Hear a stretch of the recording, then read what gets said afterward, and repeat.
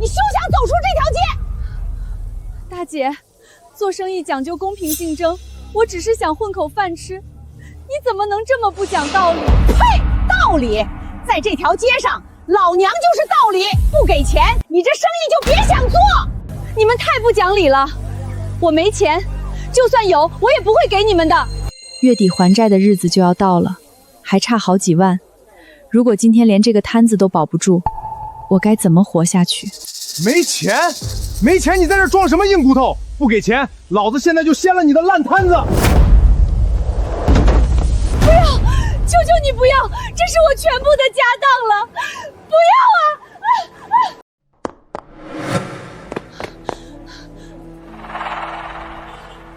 你给不给钱？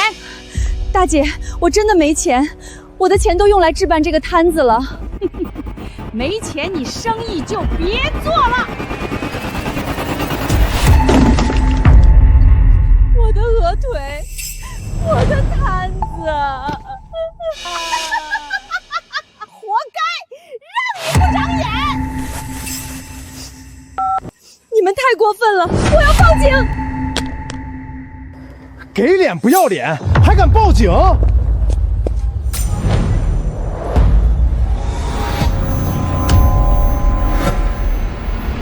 你敢动他一下试试？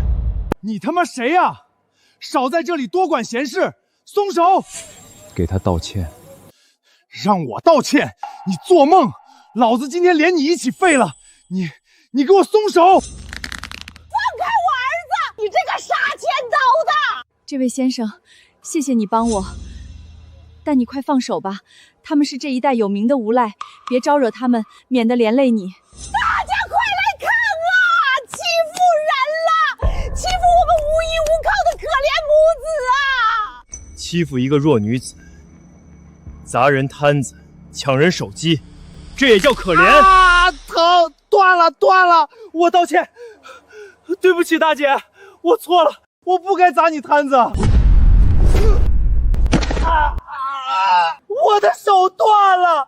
你打伤人，今天不赔医药费，你别想走。对，赔钱！我儿子手断了，至少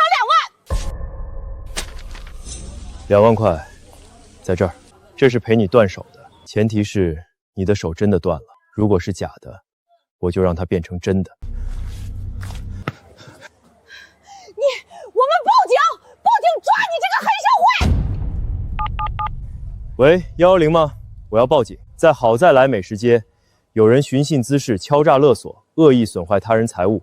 对，请立刻派人过来。想跑，欺负完人就跑，没门儿！母子俩欺负老板娘，一个女人可怜老实，还有没有良心？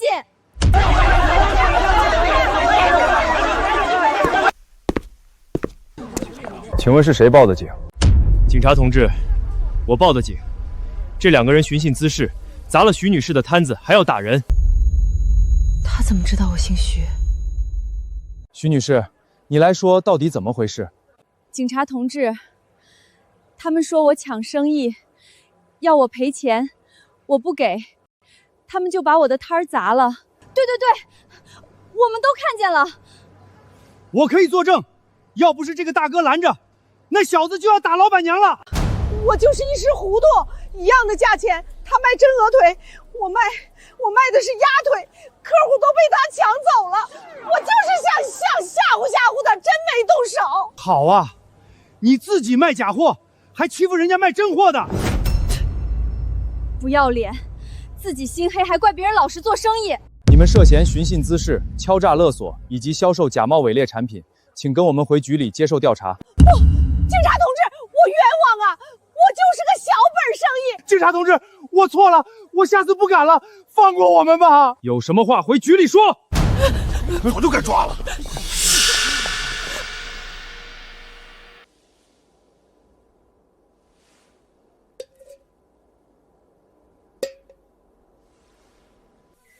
这位先生，今天真的太谢谢你了。我这也没什么拿得出手的东西，明天你来，我给你烤鹅腿，不要钱。谢谢老板，谢谢老板。站住！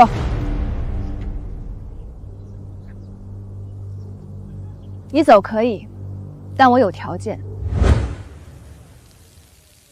徐董，12年前，你去五岗村给工人们发工资的路上，有个人劫了你457块钱，你还记得吗？你是？徐董，我就是周建民。12年前，在五岗镇外的盘山公路上，我拿着弹簧刀抢了您457块钱。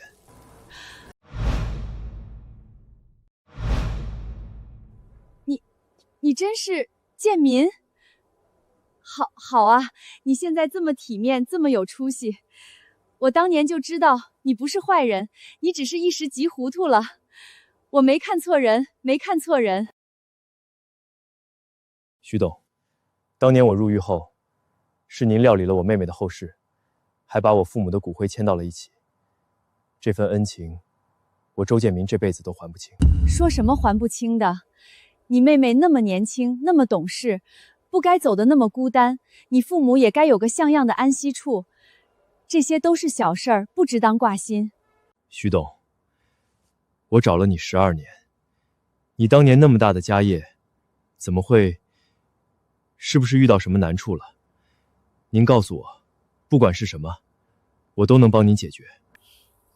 没什么大不了的，就是生意上出了点岔子，合伙人跑了，欠了些债。你刚才出手帮我解围，我已经很感激了。只要这摊子还在，我诚信经营，什么坎儿都能迈过去。日子嘛，总会好起来的。对不住啊，今天这情况，没法请你尝尝我的手艺了。我得赶紧去进明天的货，你明天一定要来，我请你吃烤鹅腿，管饱。他宁肯自己苦撑着，也不肯向人开口。既然他不肯要，那我就主动给。立刻在市中心盘个地段最好的店铺，要宽敞，要干净。明天之前给我答复。是周总。另外，徐女士这12年来的经历我查到了，资料已经发您邮箱。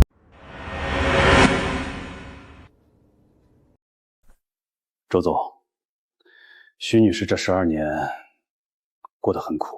12年前，她名下的建筑集团承建的锦绣花园工程突发坍塌事故，工程被紧急竞调，判赔300万。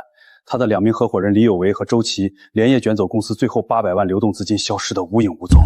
徐女士一人扛下了全部债务。这些年，她跑过外卖，凌晨3点还在闯红灯赶单，在火锅店洗过碗，手泡在洗洁精里烂了又烂，去工人进水泥，肩膀磨得血肉模糊。最惨的时候，连桥洞公园长椅都睡过，冬天裹着报纸取暖。但他每个月10号雷打不动往法院账户打钱，12年没有一次逾期。继续查，当年工程好好的，怎么就塌了？那2个人渣，给我掘地3尺找出来。是，周总。周总，燕归来那个铺子370万全款拿下，装修设备证照全齐，真就白白送人。白白送人，这远远不够。当年他给我妹妹一口棺材，给我父母一方墓地，给我周建民一条活路，这份恩情我能记一辈子。备车，我现在就要见他。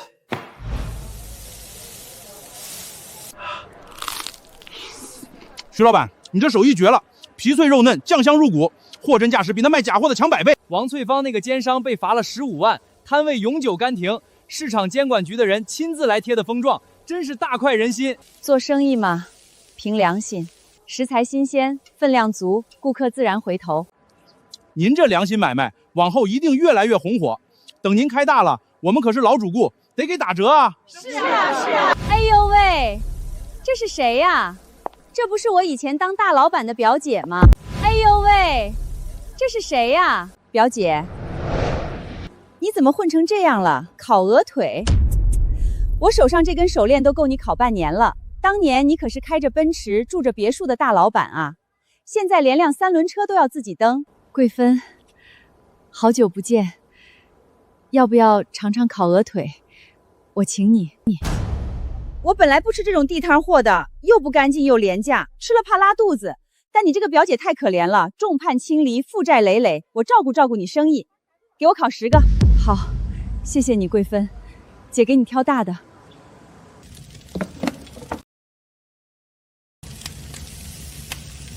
等一下，这个太肥腻，油汪汪的，想腻死我啊！这个又太干瘦，柴的跟树皮似的，喂狗呢。这个颜色发暗，不新鲜吧？这2个大小差这么多，你做生意就这么不讲究？好，姐重新给你挑。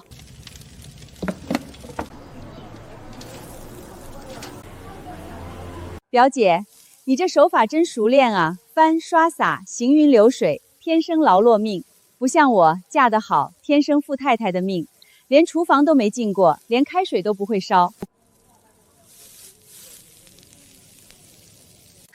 桂芬，一共是300块。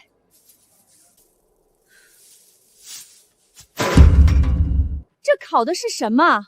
边缘焦了，里面糊了，重烤，不然我不付钱。桂芬，你要是不满意，应该在中途说清楚的，我会注意调整火候和酱料。你这是在说我这个客人不是啦？徐小燕，我看在你是表姐，现在这么可怜的份上照顾你生意，你别给脸不要脸。怎么？烤糊了还不让人说？当年你当大老板的时候，不是最会教训人吗？现在落魄了，脾气还这么大。好，我给你重烤，但你有要求，要立刻说好吗？不要等烤好了再。知道了，快点儿，我时间很贵的，每分钟都是钱。你以为我像你这么闲？火太大了，想烧死我啊？会不会控制火候？颜色不对。这么黑，喂狗呢，狗都不吃，刷那么多酱咸不死人。你们穷人是不是口味重啊？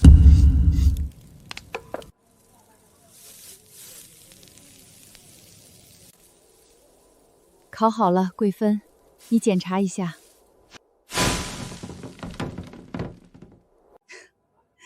我不要了。为什么？等太久了。没胃口了，不想吃了。怎么，你还想强买强卖啊？桂芬，你是不是故意的？你不能走！我这里有监控，这10个鹅腿就是你买的，从头到尾都是你指定的。我全程看见了，你就是故意欺负人，哪有让人烤了这么多，挑3拣4半天，最后不买的道理？想赖账啊？欺负老实人算什么本事？就是买不起，别让人家烤这么多啊！人家小本生意，炭火酱料不要钱，烤出来了又不认，耍人呐！你这种客人最缺德。你们懂个屁！徐小燕才不是好东西，她以前是大老板，工程出了事故欠了3000万，老赖一个，跑来卖烤鹅腿，你们敢吃？不怕他偷工减料毒死你们？他连工人的命钱都敢欠，还有什么不敢的？欠3000万，真的假的？难怪来摆摊儿。我不是老赖，我一直在还钱。每个月10号雷打不动，从来没有拖欠过，法院都有记录的。还不上就是老赖，还不上就是老赖，装什么可怜？3000万你烤一辈子鹅腿都还不清，下辈子当牛做马也还不清。谁敢吃啊？他怎么是这种人啊？就是知人知面不知心，以后再也不来他这里。表姐，你要是真有良心，就赶紧把那3000万还上吧，要不说什么都是废话。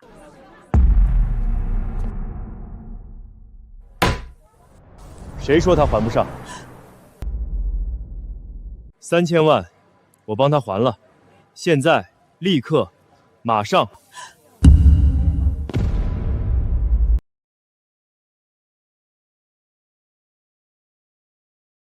哟，这又是从哪儿冒出来的葱啊？穿的人模狗样的，跑这儿来英雄救美了？帅哥，别怪我没提醒你啊！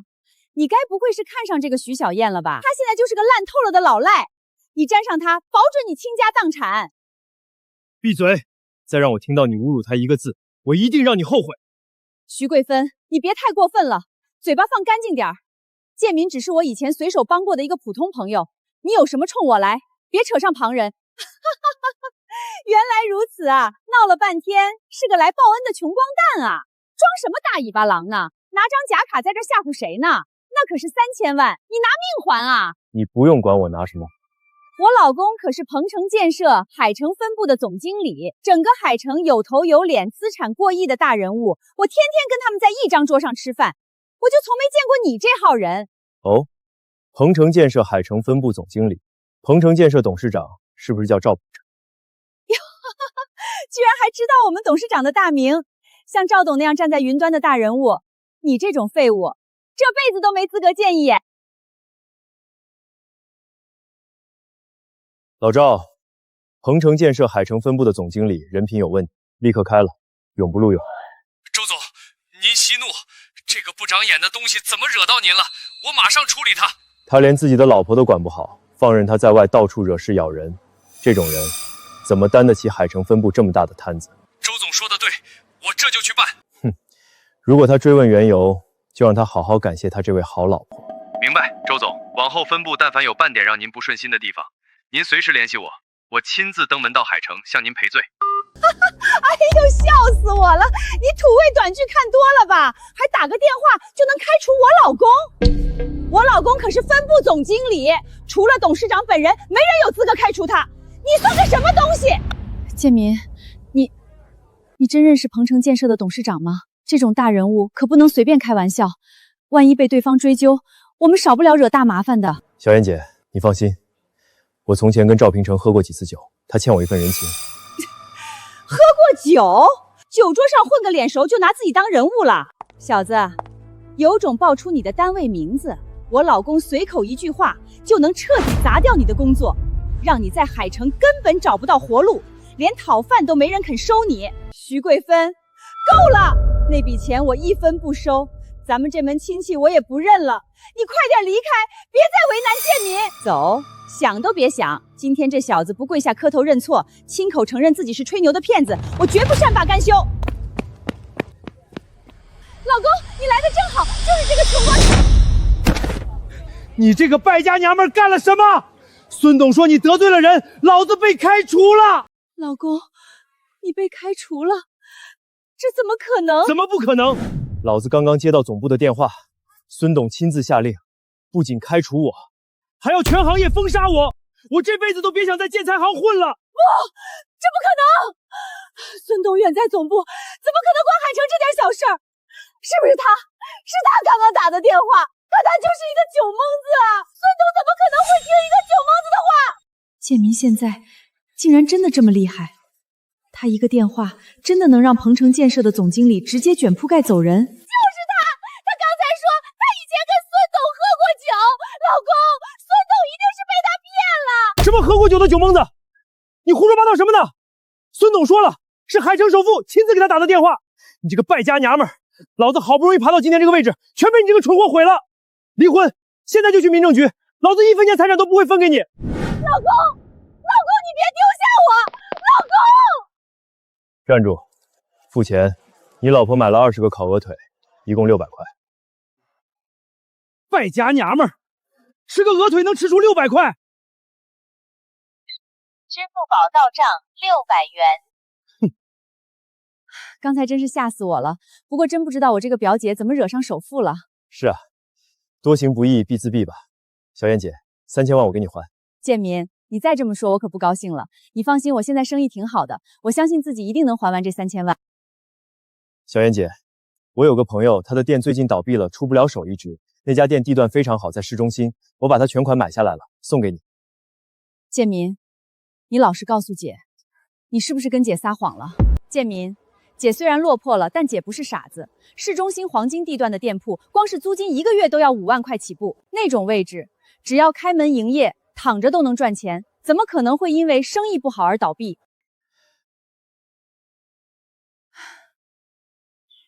你说这是卖不出去的倒闭店铺，就是想让我心安理得的收下，对不对？小燕姐，我只是想让你过得好一点。建民，你的心意姐领了，你能有今天，姐真的替你高兴。你要是想帮姐，以后多介绍点朋友来照顾姐生意。这个店铺实在太贵重了，姐绝对不能收。小燕姐，这个店你必须收下。建民，你12年前，我走投无路，拿着刀抢劫了你，那可是抢劫啊，是犯罪。可是你呢？你不仅没有报警，还帮我安葬了妹妹，甚至把我父母的骨灰都迁到了体面的墓园里。小燕姐，那是整整30万啊！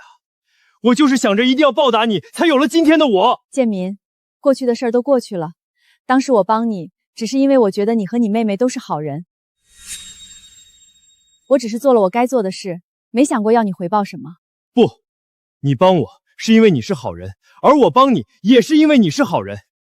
小燕姐，我曾经在小慧的坟前发过誓，一定要找到你报答你。如果你今天不答应，我妹妹在天之灵也绝对不会原谅我的。你这人，行，姐答应你。不过，这店算我借你的，等姐以后赚了钱，一定会把买店的钱一分不少的还给你。好，都听小燕姐的。小燕姐，走，我现在就带你去看看我们的新店铺。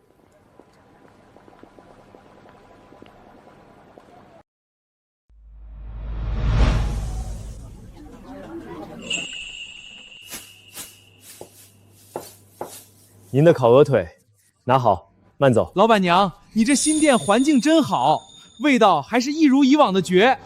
以后我们天天来。好嘞，谢谢大家支持。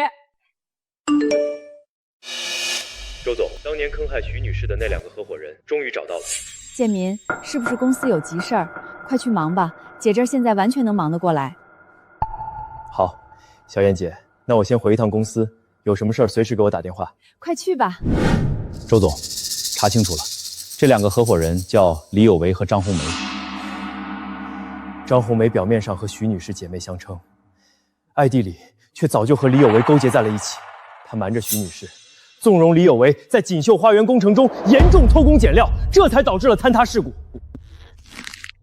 然后呢？事故发生后，徐女士为了不让工人们流落街头，担下了全部责任，而这2个畜生却连夜卷走了公司账上最后的800万流动资金，直接人间蒸发。他们现在在哪儿？这2个人隐姓埋名躲了几年，如今改头换面，成立了一家叫宏盛建设的新公司。最近拉拢到了海城老牌巨头王立光、王董的3亿投资。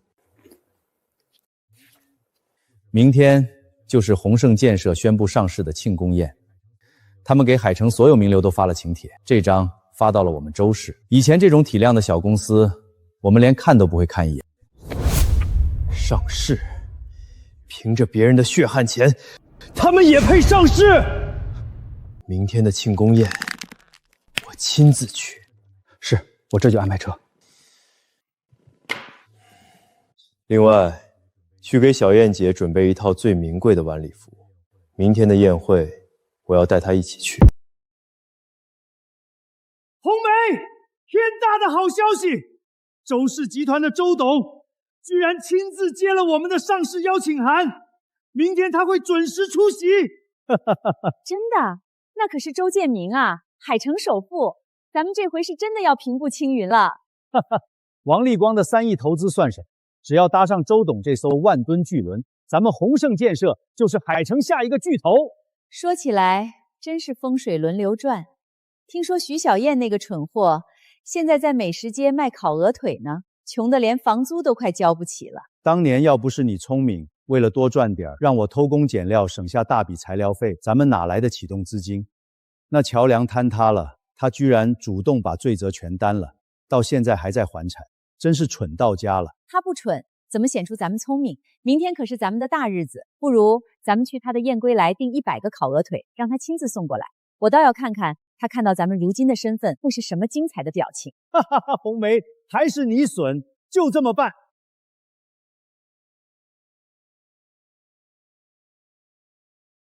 明天晚上，宏盛建设上市庆功宴要订100个烤鹅腿，必须在明晚8点前送到海天大酒店。100个，没问题，保证新鲜出炉，准时送到。太好了，100个鹅腿，这可是一笔大单子，这下又离还清当年的债近了一步。周总，这是为您定制的礼服，奢华至极。您看徐女士穿这身合适吗？不错，配得上她。小燕姐，你等会儿有空吗？我想邀请你陪我出席一个宴会。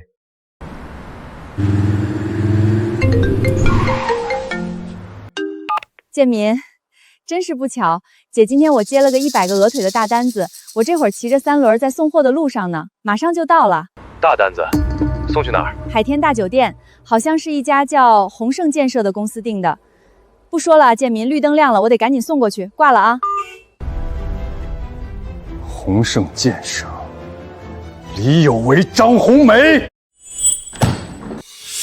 备车，半个小时内必须赶到海天大酒店。是，周总，我立刻去安排。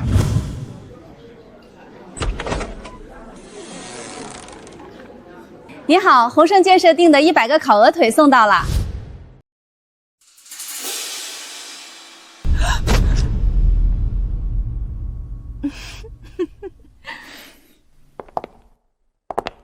哟，我当是谁呢？这不是我们当年的徐大董事长吗？怎么，今年改行卖鹅腿了？徐小燕，看看你现在的叫花子样，当年你多风光啊！就是，当初我们劝你别管那些下贱的农民工，你非不听，非要砸锅卖铁去赔偿。现在落到这步田地，你后悔了吧？是你们事故发生后卷走了公司账上最后的800万救命钱，把那800万还给我！缺钱是吧？想要回那800万，可以啊。这100个鹅腿，你现在当着老子的面，1个小时内全部吃完，只要你吃得下，老子立刻还你800万。哟喂，你别太过分了。哟，徐小燕，这怎么能叫过分呢？这不是你急需的救命钱吗？我们有为明明是在帮你，你怎么不识好歹啊？你到底还要不要那800万了？徐董，下个月的赔偿款什么时候能打过来呀？家里实在揭不开锅了。我爸爸的一辈子都被你毁了，我的人生也被你毁了，你拿什么赔？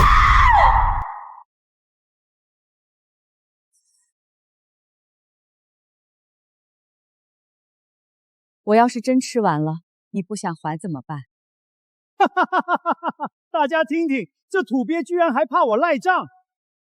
老子老实告诉你，我们宏盛建设马上就要拉到周氏集团周总的投资了，那可是周氏集团海城的天！哼，人家周董的投资起步就是3个亿，到时候老子手握几个亿，还会差你这区800万。你只要能吃完，别说800万，老子给你还3000万。好，我吃。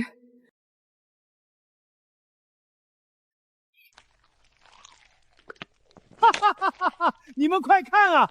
徐小燕还真吃呀，真是穷疯了！为了几个臭钱，连尊严都不要了。呸！真恶心！瞧他那饿死鬼投胎的样子，跟800年没吃过饭一样。这也太过分了！100个鹅腿会吃出问题的。为了800万，命都不要了，真是悲哀。只要吃完就能还上债。徐小燕，我可把丑话说在前头，吃不干净我可不给钱啊！有为，你看他太听话了。哎呦，加油啊，徐董！时间可不等人，可就剩最后15分钟了。你才吃了10个，那800万的债你是不想要了吗？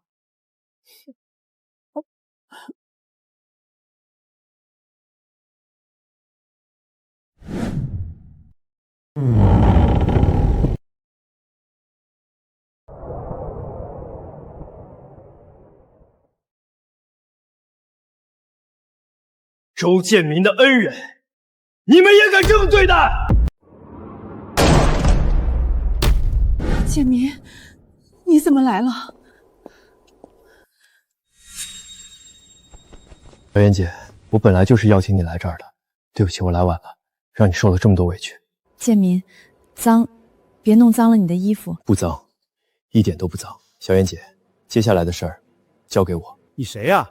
谁让你进来的？跑这儿来演什么苦情戏？就是穿的人模狗样的。保安呢？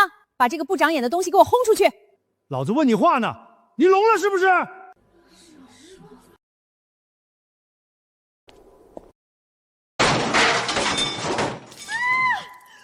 高定礼服！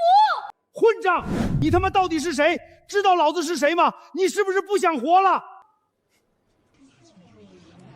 我就是你求了3年，连面都见不到的周氏集团董事长周建民。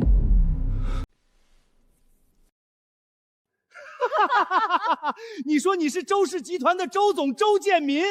你要是周建民，老子今天就是天王老子！就是，你个废物，知道周氏集团是什么概念吗？那是海城翻手为云，覆手为雨的巨无霸。周董可是神龙见首不见尾的大人物，你连人家一根脚趾头都比不上，不知道从哪儿听了个名字，也敢跑来吹牛，真是不知死活！没人比我更清楚周氏集团。10年前，周建民在海城南区的地下室白手起家，靠倒卖建材赚了第一桶钱。8年前，成立周氏贸易，吞并了对手。5年前，正式更名周氏集团，进军金融与地产。周建民的左肩有一道当年在工地留下的刀伤，而他的第一笔启动资金是5万块。他怎么会知道的这么详细？建民，你说的是真的吗？你真的是那个周总？姐，是真的。当年你的恩情，我一刻也没忘。我成功了，我没有辜负你的期望。好，建民，姐替你高兴，姐就知道你一定会有出息的。随便在网上查点资料就想跑来骗老子，你算个什么东西？老子不管你是什么东西，你掀了老子的桌子，弄脏了老子的西装，现在立刻给老子弄干净，否则今天你们谁也别想走出这个门。擦干净，好啊。放开！现在干净了吗？老子弄死你这个装逼犯！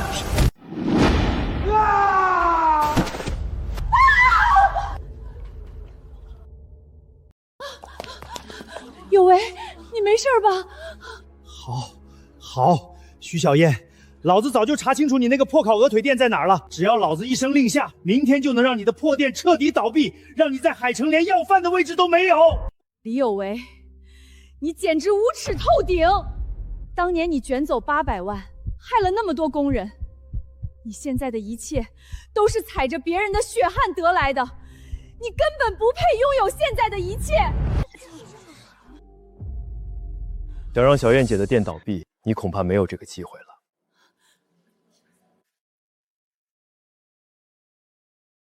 孙秘书，立刻停掉宏盛建设在海城所有的建材项目，断绝他们一切资金链和原材料供应。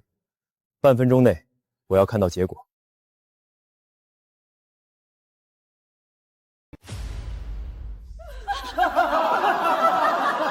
你还真装上了，一个电话停掉老子所有的项目，你算哪根葱啊？就是演戏演上瘾了吧？你以为你是老天爷啊？我们宏盛建设可是有王董的3亿投资，你算个什么东西？这男的也太能装了，为了给一个卖鹅腿的撑腰，连周董都敢冒充，真是虚荣丢人。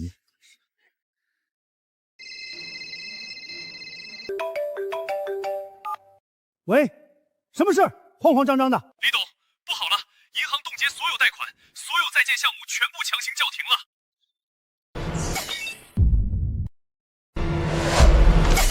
有为，你怎么了？电话里说什么了？什么项目被叫停了？怎么，现在信了吗？信你妈个头！你少在这里装神弄鬼，老子知道了，肯定是你一个鳖孙在背后搞鬼。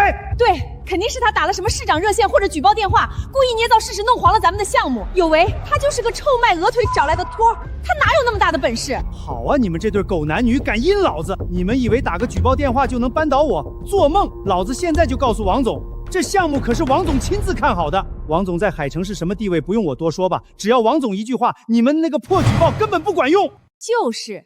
等王总知道了你们敢动他的蛋糕，绝对让你们俩吃不了兜着走，在海城连要饭的地方都没有。没想到老王现在竟然这么没眼光了，什么阿猫阿狗的垃圾项目也敢投。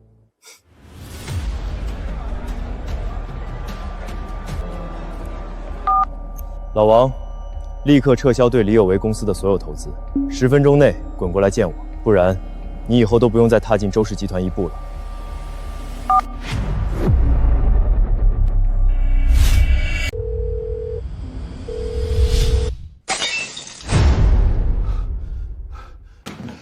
是，周总您息怒，我马上到，马上到。擦什么擦？别管那破桌子了，快，立刻去给我备车，去海天大酒店，快啊！王总，现在是早高峰，海天大酒店在市中心，路上堵得水泄不通啊，10分钟肯定过不去啊！过不去也得过，堵车那就骑车，骑自行车，骑电动车，实在不行就给我调直升飞机。周总生气了，你知不知道？那就是天塌下来了，就是飞，我今天也得在10分钟内飞过去。你给我想办法，想不出办法你也别干了。是，王总您别急，我立刻去安排，立刻去。还有，把对李有为那个王八蛋的投资全都给我撤了，1分钱都不许留。李有为这个不长眼的畜生，自己找死就算了，竟然敢惹周总，敢惹周氏集团，我看他是活得不耐烦了。立刻去办。是，王总。10分钟。哎呦我的妈呀！10分钟，你这戏演的也太全套了吧，笑死老子了！有为，你看看他那个死出，还老王，还滚过来见我，这土包子是连王总是男是女都没敢搞清楚吧？小伙子，装逼也不看看地方，你算哪根葱，敢这么使唤王总？就是，随便拿个破手机拨个号，真把自己当周氏集团董事长了，真是不嫌丢人。小子，你以为找个人演双簧就能吓住老子？你今天要是能把王总叫来，老子当场把这桌子啃了。记住你现在说的话。你他妈还敢动手！建民，他们说的有鼻子有眼的那个王总，你到底有没有把握？要不咱们还是快走吧，姐真怕连累你。小燕姐，别怕，今天接下来的事儿全都交给我，你只管站在这儿看戏，信我。哎呦，还看戏呢？我看你们一会儿怎么收场。保安呢？保安死哪儿去了？把这俩闹事的给我！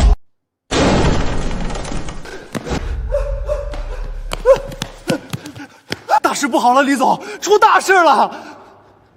慌什么慌？号丧呢？没看见我正处理这俩要饭的吗？天塌下来了不成？有屁鬼吗？李总，天真的塌了！刚刚王总亲自打来电话了。王总打电话怎么了？是不是急着问咱们项目的进度？你慌什么？不是进度，王总在电话里疯一样的骂您，他说要立刻马上撤销对咱们公司的所有投资，1分钱都不留了。你放屁！你他妈说什么？撤资？这不可能，这绝对不可能！是不是听错了？王总昨天还说项目前景光明，怎么可能突然撤资？你个废物，是不是你惹王总生气了？我没有啊，王总原话就是这么说的。财务那边说资金通道已经全被冻结了。是真撤资了？这怎么可能？一个电话，他刚才那个电话竟然是真的！你到底干了什么？行啊，小子，演戏演的挺全套啊，还10分钟，老子就陪你等这10分钟，等王总来了，我看你怎么死！就是，有为，咱们就站这看笑话，等会儿王总带着保安过来，把这俩装逼犯扔出去。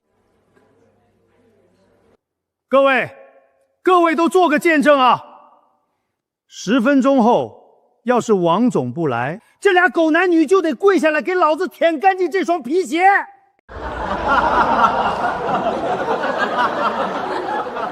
这小伙子也是为了给一个卖鹅腿的撑腰，连命都不要了。等着看好戏吧，等会儿王总真来了，怕是直接叫警察了。建民，姐不怕丢人，姐就怕连累你。要是王总不来，你……小燕姐，信我。哎呦，还有2分钟呢，周大董事长，您的王总怎么还没飞过来啊？有为，说不定人家王总正骑共享单车呢。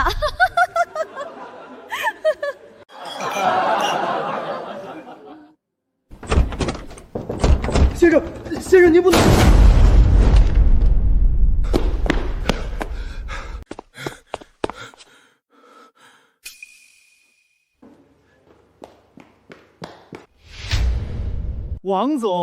王总您来了，您来的正好。王总，就是这俩废物，一个卖鹅腿的，不知道从哪找来的托，在这儿冒充周氏集团的周总，还恶意举报咱们的项目。王总，您放心，我马上收拾他，让他滚出海城。不，让他滚出整个海市！我这就让保安。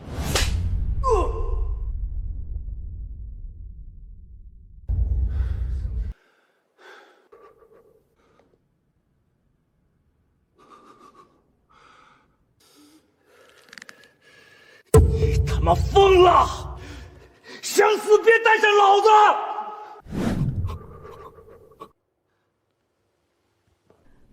周总，我来了。对不起，周总，我跟这个蠢蛋一点关系都没有。投资我全都停了，一分不留。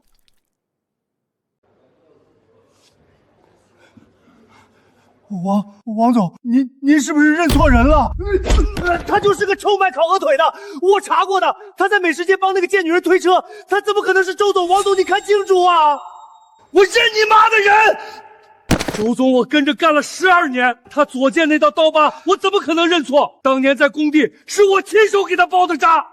你他妈作死！居然敢惹周总！从今天起，别想在海市混了，老子第一个封杀你，全行业封杀！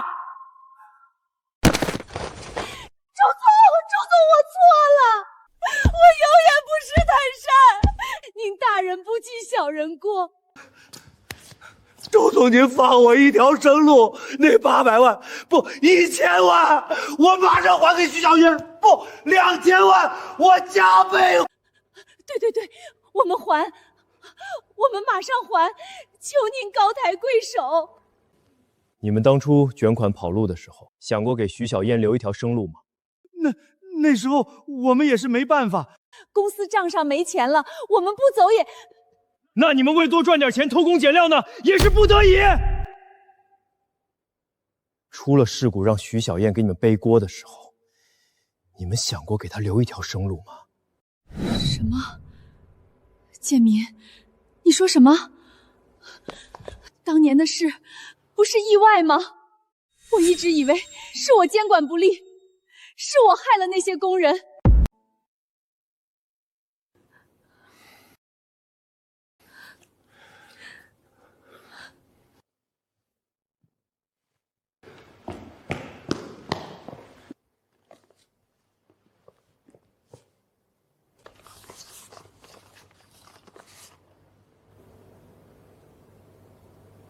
小燕姐，你看，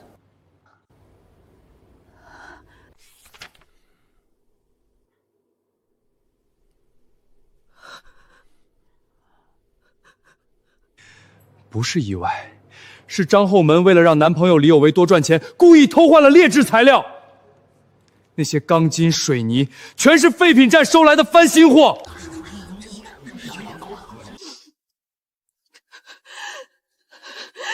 竟然是你！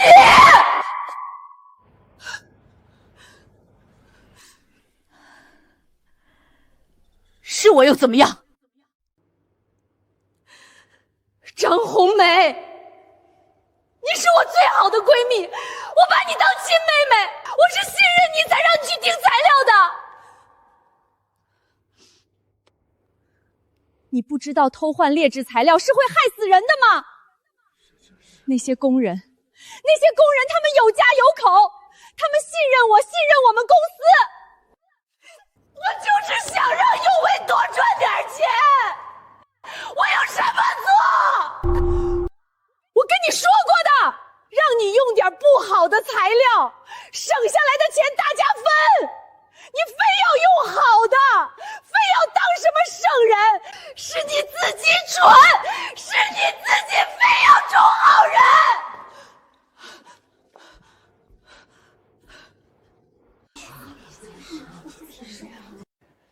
到现在了，你还不认错？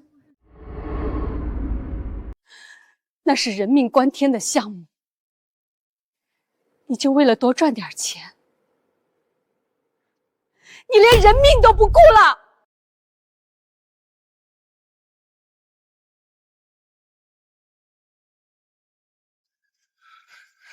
这种项目有点伤残不都是正常，死了那也是他们活该，谁让他们自己不小心？老子花钱雇他们来干活，他们就是来卖命的。他们干活马虎，死了大不了赔点丧葬费，还想讹老子一辈子？就是，那些工人自己不小心，我们能给他们一口饭吃，就已经是活菩萨了。太畜生了，这简直不是人说的话！疯了，这王八蛋彻底疯了！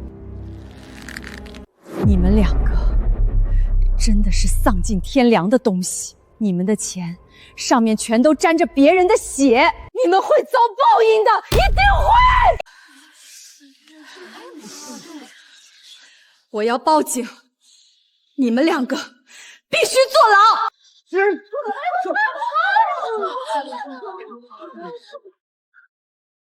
徐小燕，你不能！你报警了，那些工人的家属也拿不到钱。小燕，我们错了，我们把钱都给你啊！你们不是知道错了，你们只是知道怕了。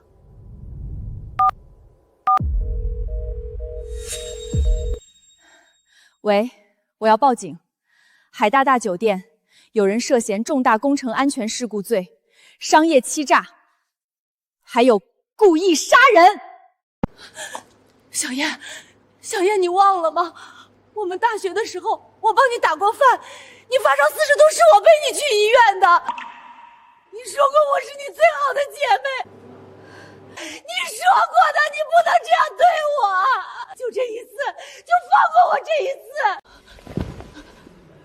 闺蜜，你偷换材料的时候想过我是你闺蜜吗？你卷款跑路，留我一个人面对那些工人家属的时候，想过我是你闺蜜吗？你让我背锅，让我整夜做噩梦，让我以为是我害死了人。你让我自责了一辈子的时候，你想过吗？徐小燕，你以为你赢了？那些工人家属能给你什么好处？我给你钱3000万、5000万，你放我走！晚了，这些话你们留着去跟那些工人说，去跟那个被钢筋穿透肺、一辈子只能插着管子呼吸的老周说，去跟那个水泥坍塌砸断腿、女儿辍学打工的小刘说。谁报的警？是我。警察同志，这2个人李有为、张红梅涉嫌重大工程安全事故、商业欺诈、故意杀人。警官，这是周氏集团法务部调查取证的全部材料。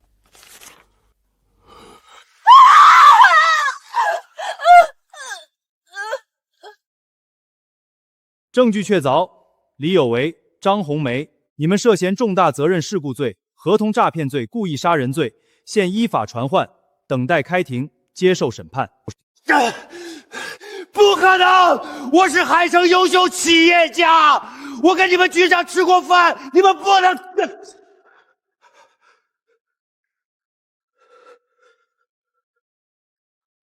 不会的，有为说过没事的，他说过打点好了的。徐小燕，你不得好死！你不得好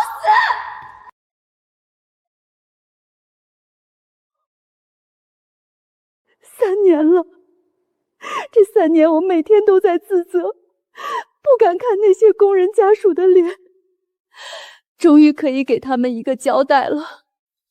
都过去了，小燕姐，都过去了。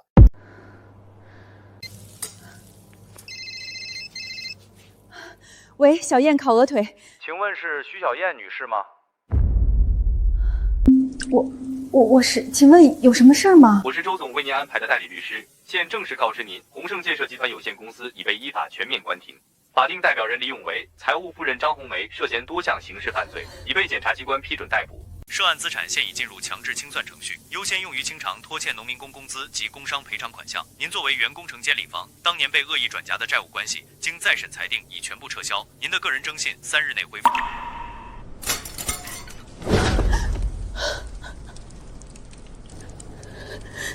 谢谢你。不客气，徐女士，这是我应该做的，也是多亏您方提供的证据完善，这12年辛苦了。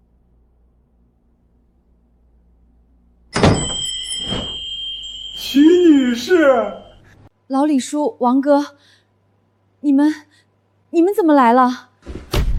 哎呀，你们这是干什么？快起来！老李叔，你们快起来呀！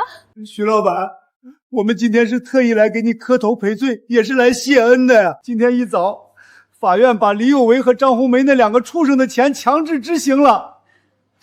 徐老板，这些年是我们错怪你了。你一个人顶着破产的黑锅，到处打零工卖烤鹅还我们的债，现在还帮我们揪出了罪魁祸首。可我们以前还天天堵着门骂你，逼你还钱，我们真不是人啊！对不起，许阿姨，对不起，真的对不起。前几年我爸生病没钱治，我恨透了您。我不懂事，带头来您店里闹事，砸过您的招牌，泼过脏水，还指着您的鼻子骂您是没良心的吸血鬼。我甚至还在网上发帖子骂您。可您不仅没报警抓我，还在大冬天偷偷把卖烤鹅攒下的零钱塞给我，让我给我爸买药。我那时候瞎了，还把钱砸在您脸上。许阿姨，我错了，我真的知道错了，我是个混蛋，你打我骂我吧。傻孩子，阿姨怎么会怪你？阿姨知道你是个好孩子，你那是心疼你爸，急坏了啊。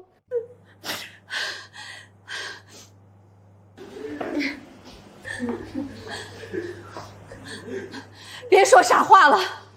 当年要不是因为我的公司，大家也不会受这么多苦。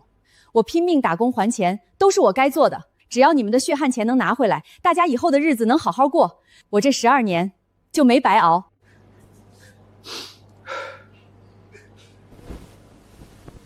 徐老板，这是大家伙的一点心意，你一定要收下。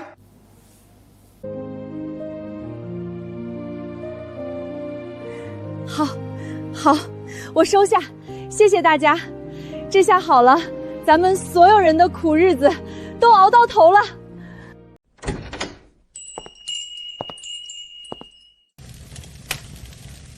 小燕姐，今天怎么看着这么高兴？你来啦，大喜事儿！我给你看。建民，你看，工人们的钱终于拿到了，刚刚还给我送了锦旗过来。真好，恭喜你了，小燕姐。这12年压在我心里的石头，今天总算是彻底搬开了。小燕姐，苦日子都过去，以后只会越来越好。接下来我会调动周氏集团的资源，帮你继续把这烤鹅的事业做大，打通全国供应链，开连锁店，把它做成全国知名的品牌。哎呀，建民，这就不用了，你帮我的已经够多了。当年我帮你那点事儿，真的只是举手之劳的小事。你再这么帮下去，我欠你的可就太多了，这辈子都还不清啦。小燕姐，你从来不欠我什么，这都是我心甘情愿为你做的。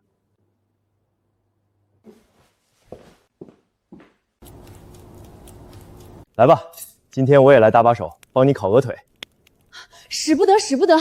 你堂堂周氏集团的大总裁，怎么能干这种烟熏火燎的粗活？快放下，别把你衣服弄脏了。没想到咱们徐董也是这么以貌取人的人。做老板怎么了？我以前走投无路的时候，可是到处打零工的，什么粗活没干过。我这手艺说不定比你好呢。徐董不会是怕我学会了抢你饭碗吧？是，怕得很。周大总裁非要体验生活，那我就给你个机会，过来，我教你。火候小一点，刷酱要均匀。哎，对，就是这样。遵命，徐老板。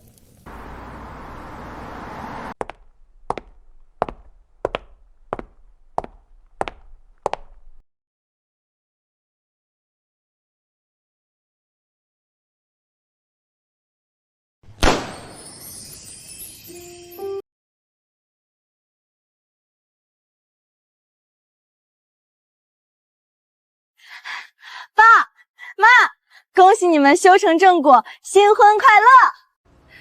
你这孩子都多大的人了，还这么调皮。爸，徐妈，新婚快乐！爸，15年前您把我们3个孤儿带回家，悉心栽培我们长大。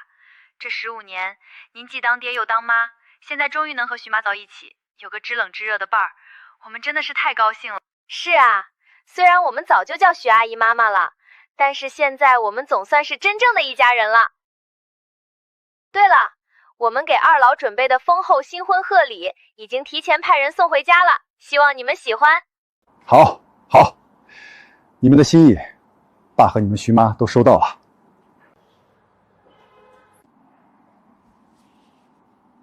小燕儿，大半辈子都在商场里打拼，现在孩子们都出息了，能独当一面了。我决定，咱们正式退休，把商界的所有工作都交给她们姐妹3个打理。我带你环游世界，安度余生。真的，全都放下了？全放下了，咱们先去欧洲，再去海岛。不过小燕，我想先回一趟老家。老家？马上就是我表叔周德顺的60大寿了。当年我妹妹刚查出白血病，家里砸锅卖铁也不够医药费。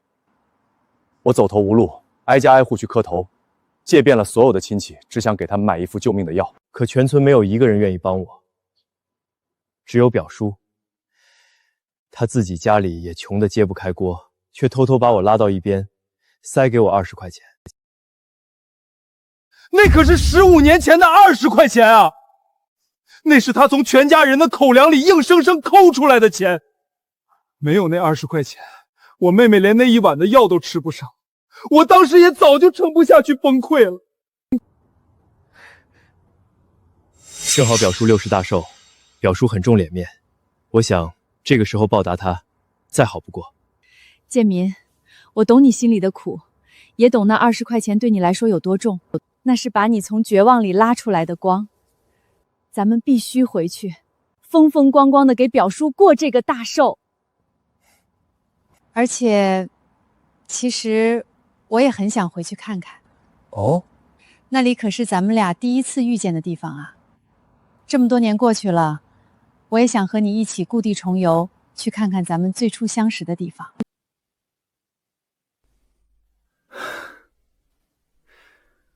谢谢你，小燕，谢谢你这么懂我，也谢谢你愿意陪我回去。一家人说什么谢？走，给表叔准备点见面礼。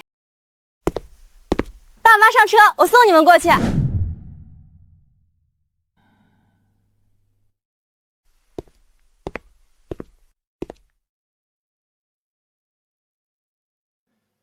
周总，您看看这株极品野生百年灵芝，不仅个头大，品相也是万里挑一，用来送给长辈贺寿，寓意健康长寿，绝对有面子。百年灵芝，年份还是浅了点儿。我这位长辈对我有天大的救命之恩，这点东西分量不够。爸，徐妈，我长这么大还没见过这位表叔呢，刚好我最近有空，我想陪你们一起去老家沾沾喜庆。好啊，人多热闹，你顺便问问老大老二，看他们能不能抽出空一起去。我这就问。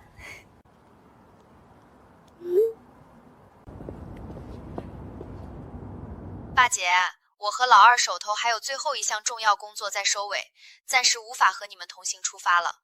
不过你们放心，我们会加急处理工作，寿宴当日一定准时抵达现场。我们俩还特意给表叔准备了专属的重磅惊喜大礼，打算现场送给长辈呢。行，既然他们有安排，就不催他们了。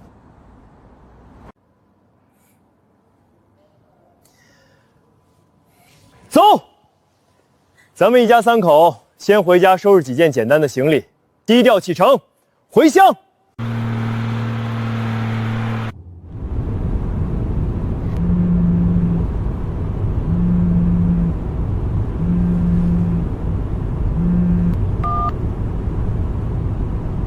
喂，事情办得怎么样了？周总，您吩咐的灵湖别墅和融资公司都已经过户，准备妥当了。另外，您让我去查表叔家最近有没有什么难处，我查清楚了。说，他们遇到什么麻烦了？周耀宗的女儿周雅文最近正在申请国外的大学，但因为家庭资质差了一点，一直拿不到意大利顶尖商学院的录取通知书。小姑娘正因为这事儿在家里闹脾气。我当是什么天大的难处？老孙，你立刻联系咱们集团在欧洲的分公司，让他们跟那所意大利商学院的校董会打个招呼。明白。告诉他们，周氏集团愿意给这所学校捐赠一栋教学楼。就说周雅文是我认可的，是我的亲戚，让他们重新审核周雅文的家庭资质，而且要确保她能如期去上学。好的，周总，这点小事我立刻去办，保证今天之内把录取名额敲定。连孩子上学的事儿都给解决了，这下表叔一家该彻底安心了。当年表叔倾其所有救了我妹妹的命，如今他孙女的前途，我这个当表叔公的自然要管到底。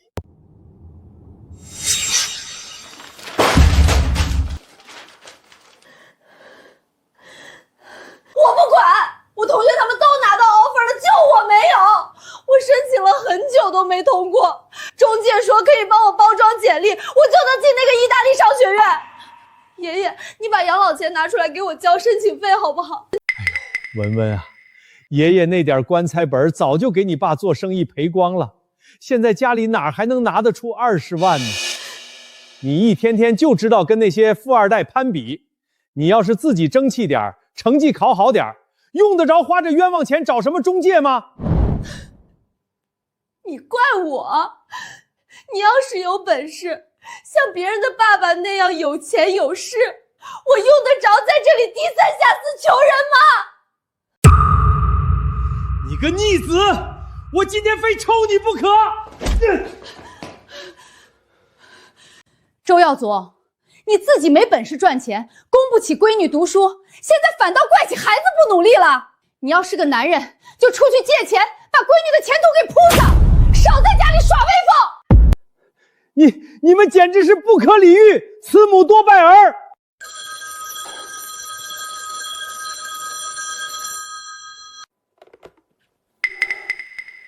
喂，找哪位？您好，请问是周德顺老先生吗？是我，你是谁呀？周老先生您好，我是周氏集团总裁办的首席秘书，免贵姓孙。什么集团？秘书？你是不是打错电话了？我们家不买保险啊。您没听错，我今天致电，是受我们周氏集团周总的亲自委托，向您转达他的安排。为了报答您当年的恩情，周总已经全款买下了一套环境绝佳、配套齐全的临湖独栋精装别墅，以及一家资质齐全、稳定盈利的正规持牌融资公司。这2份总价值过亿的资产，现已全部无偿赠与到您的名下，随时可以拎包入住和接手运营。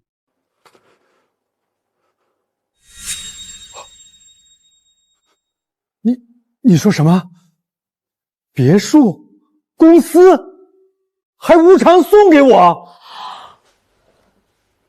另外，针对您孙女周雅文小姐目前的困境，周总也已经妥善解决。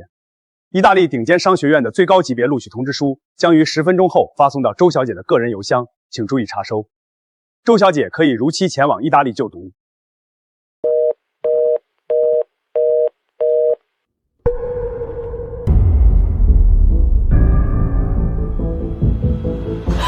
收到了，爷爷，爸，真的是意大利商学院的录取通知书，全额奖学金，下个月就让我去报到。我的老天爷啊！连国外名校的入学资格都能一句话搞定，那上亿的别墅和公司肯定也是真的。爸，咱们家这是要一步登天了啊！顶级大老板给咱们送钱送房，咱们以后就是十里八乡最大的豪门了，彻底飞黄腾达了。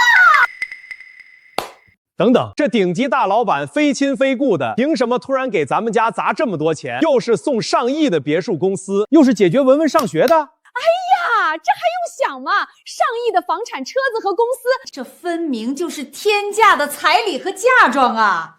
肯定是大老板家的公子和千金，同时看上咱们家文文和昊天了。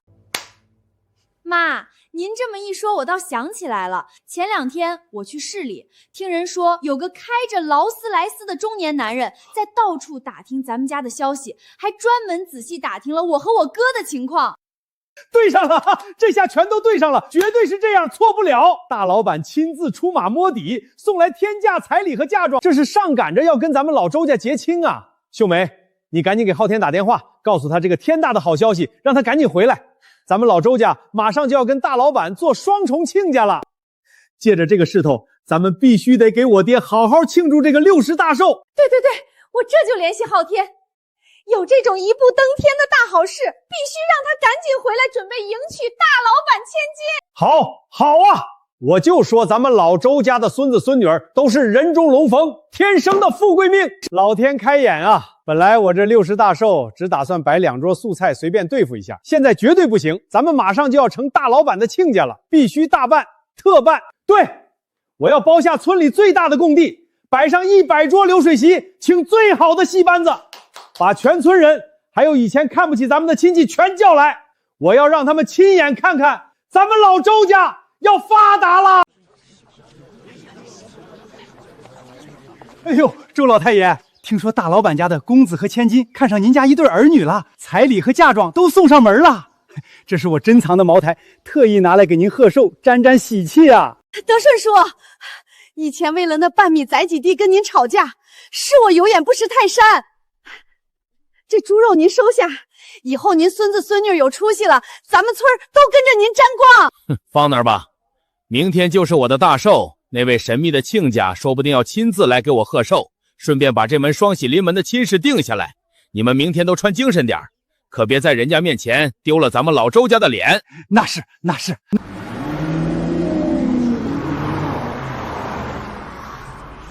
真羡慕周家，奔驰保时捷全来了，镇上有头有脸的老板全跑来看望周老太爷了。光羡慕有什么用？人家孩子从小学习就好，接触的人当然有出息，所以还是得让孩子好好读书。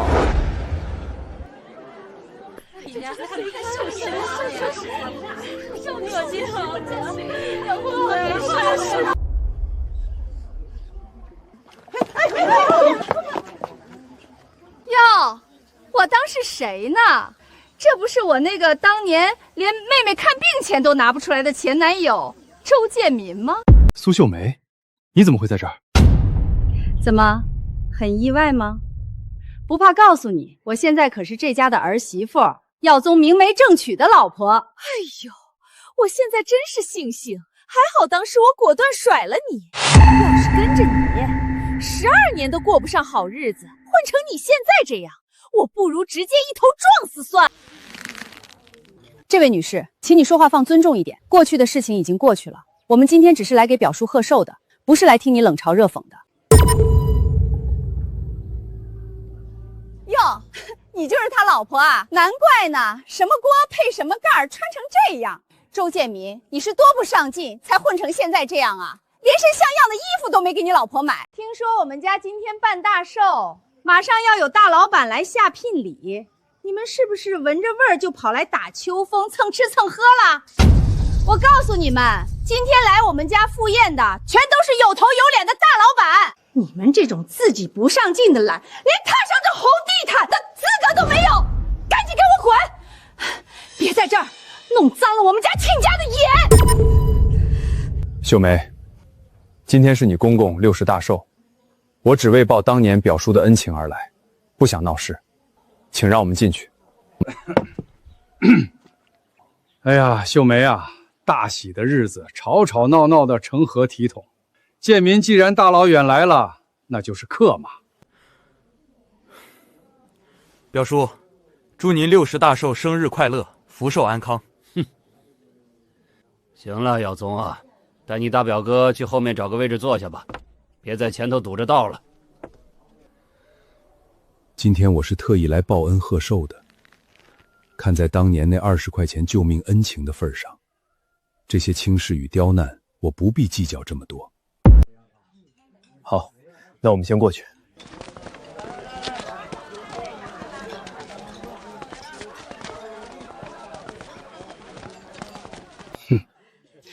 爸，您就是太心善了。您看看他们穿的那样，这么大岁数了，还是一点出息没有。大老板看见这种人，要是悔婚了可怎么办？还以为他离开村子这么多年，真的闯出什么名堂，看来果然没什么本事。放心吧，我让耀宗把他带到最角落去了。等大老板一到，就赶紧找个借口把他打发走，绝不能让他在这儿丢了咱们老周家的脸。大表哥，今天贵客多，主桌那边都是镇上的大老板和大老板的预留位，你们一家3口就委屈在这儿凑合凑合吧。吃完赶紧走，别到处乱跑。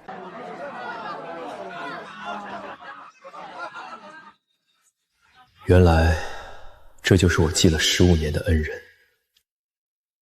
建民，要是心里难受，咱们送完礼就走吧。没事儿，咱们坐。全当是彻底了结这段因果。吉时已到，请各位亲友上前为周老太爷献上寿礼。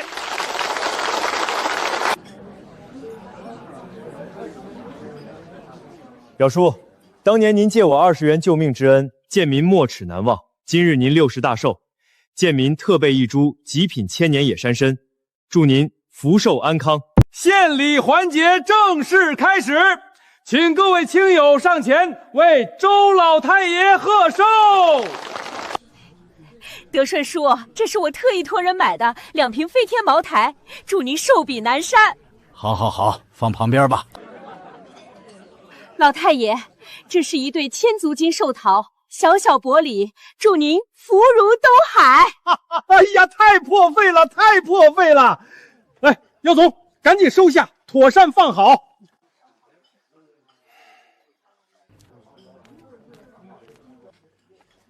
表叔，当年您借我20元救命之恩，贱民没齿难忘。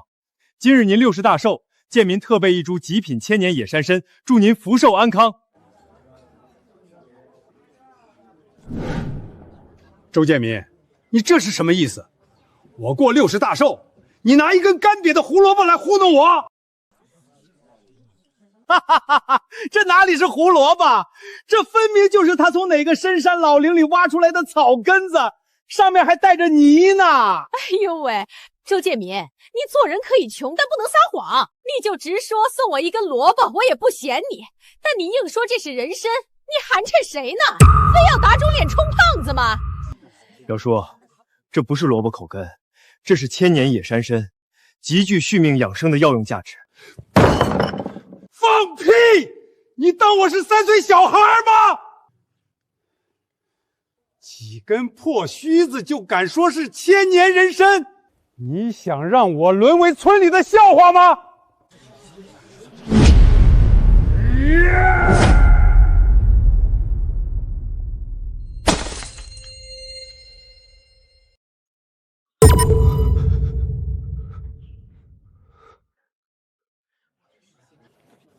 赶紧把这破烂玩意儿扫出去！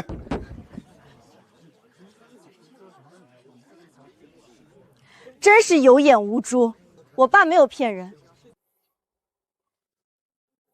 哼哼，今天我就让你们这几个没见过世面的骗子好好开开眼，让你们看看什么才是真正的绝世珍宝。姚总，把我的宝贝请上来。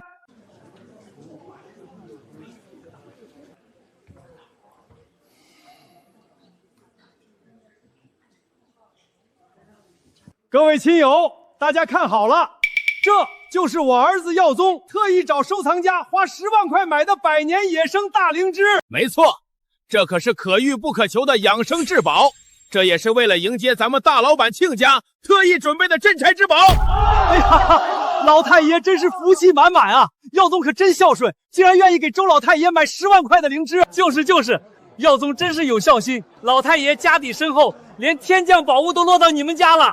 那是自然，这百年灵芝的珍贵药用价值，寻常物品根本比不了。哪像某些人，拿着一根破草根，就敢冒充千年人参，真把咱们当猴子耍。那不就是一朵普通的雨后野生大蘑菇吗？伞盖都散了，连点药用价值都没有，他们居然当成百年灵芝。人心中的成见是一座大山，他们是因为看不起你爸，才不信你爸真能拿出人参，还把一朵普通蘑菇当成传家宝。随他们去吧，就当看了一场猴戏。吉时已到，寿宴正式开席。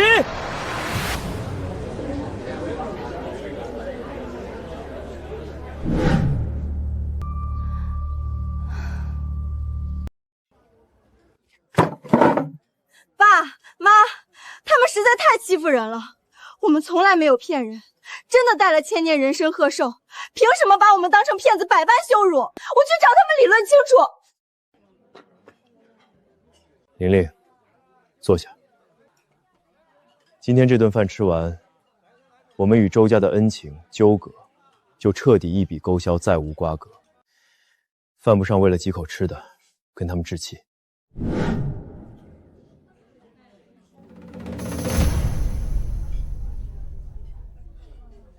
哼，周建民啊，周建民，当年村里那些老东西天天夸你们兄妹勤劳肯干，脑子比我聪明，转头就骂我烂泥扶不上墙。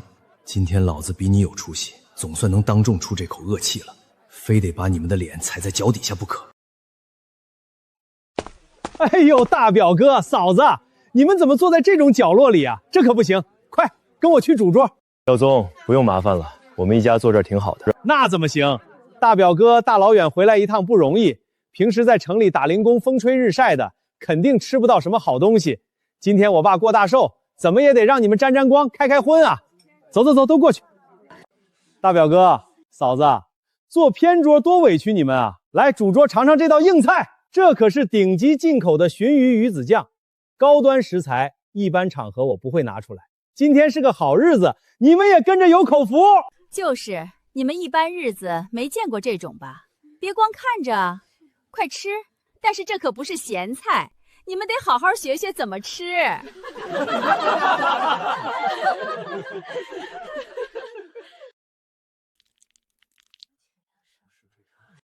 吃顶级鱼子酱最忌讳用金属餐具，会破坏它原本的鲜味。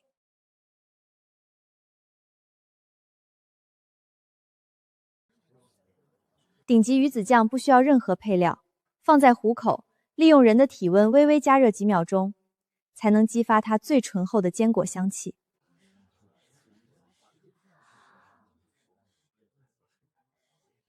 品质勉强算得上贝拉嘎级别，可惜你们冰镇的温度不对，破坏了口感，腥味重了点。这怎么可能？他们一家这么没出息不上进，怎么会懂这些？这位夫人真是懂行的内行人，这是国际最顶尖的品鉴吃法，叫一吻清新。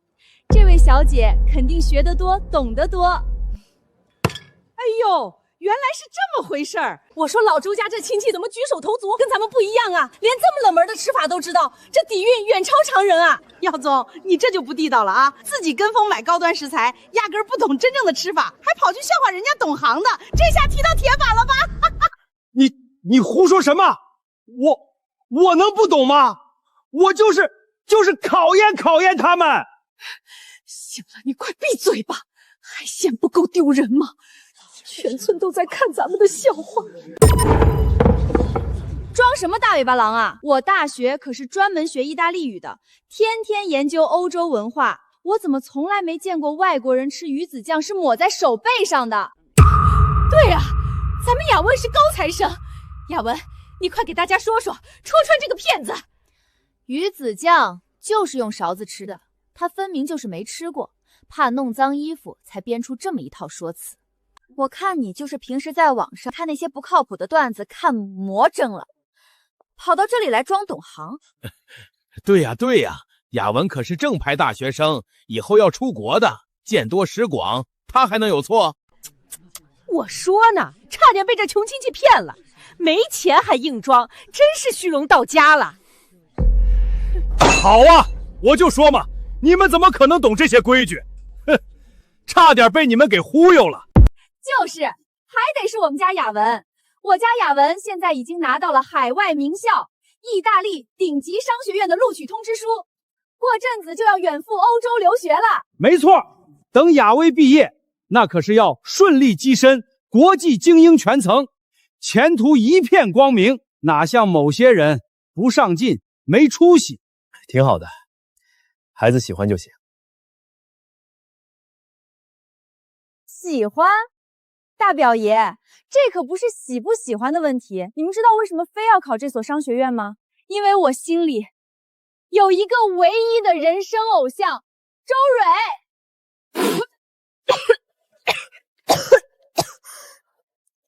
蕊。你说你的偶像是谁？周蕊。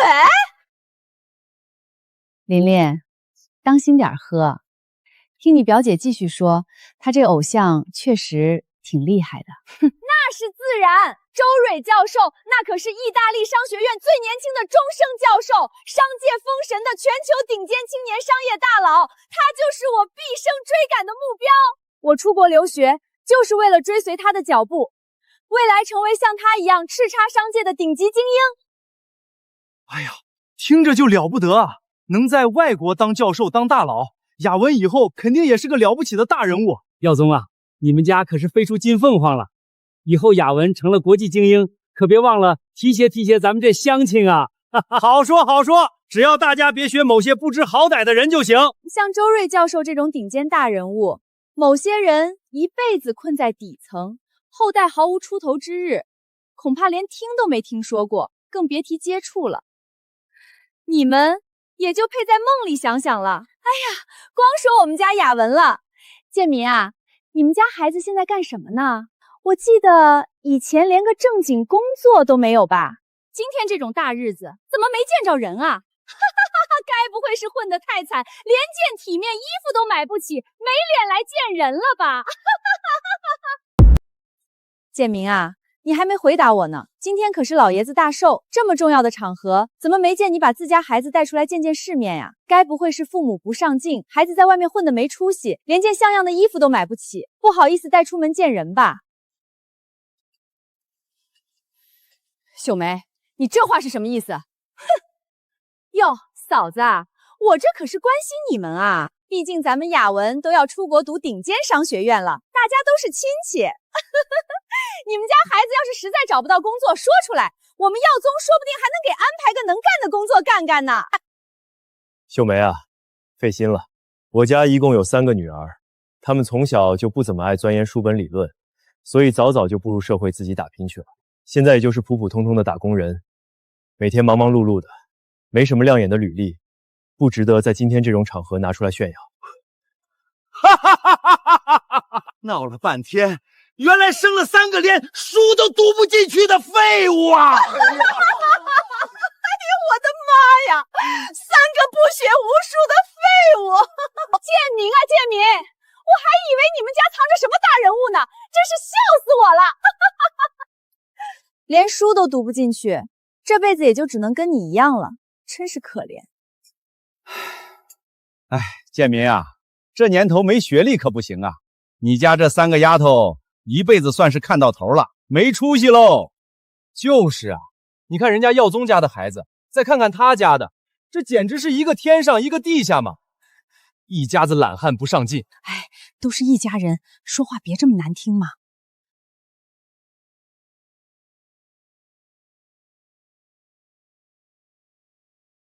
哎呀，我的宝贝儿子来了！快，昊天，快过来！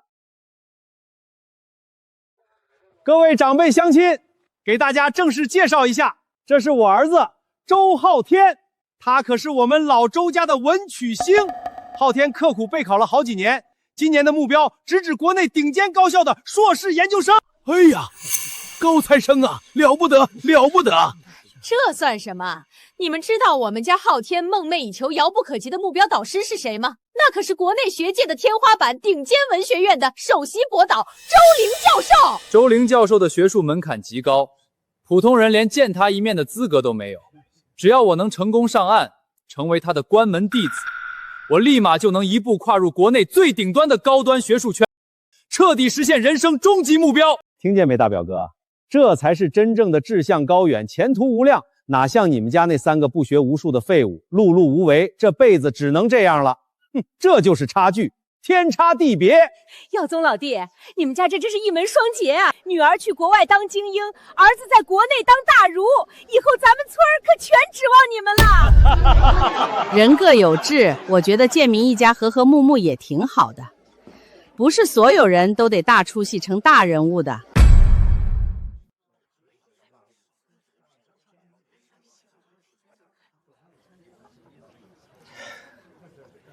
周玲，这不是老二吗？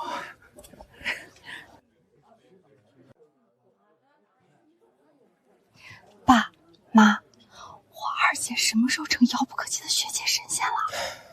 她昨天不是还打电话抱怨说带研究生太烦，想回家啃老吗？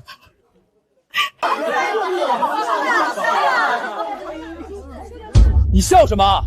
你这种没读过几天书的底层打工妹，哼，估计连博导这2个字怎么写都不知道吧？我是不知道你口中那个周林有多高不可攀。好啦，琳琳，别逗你表哥了。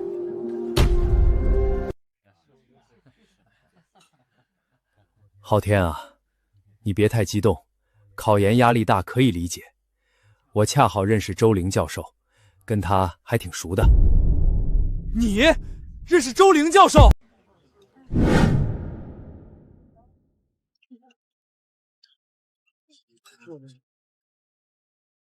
认识周玲教授？大表伯，您这牛皮吹的也太……来，您不是认识吗？现在就播视频。周玲教授的私人微信我连加3个月都没通过，您要是能打通，我周昊天当场把这手机吃了。就是，建明啊，年轻人备考压力大，你别拿这种谎话刺激他。要是打不通，趁早认个错，咱们还是亲戚，不跟你计较。大表伯，我劝您别逞强了。周玲教授那种级别的学界泰斗，连我爸公司想请他讲个课，邀请了50次都被拒了。您凭什么能打通？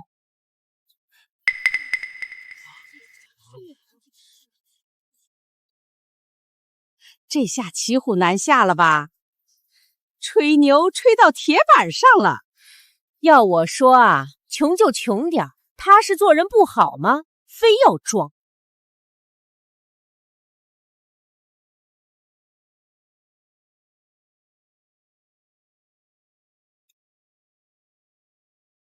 昊天，考研在即，你的心应该放在书本上，不是在这种小事上争长短。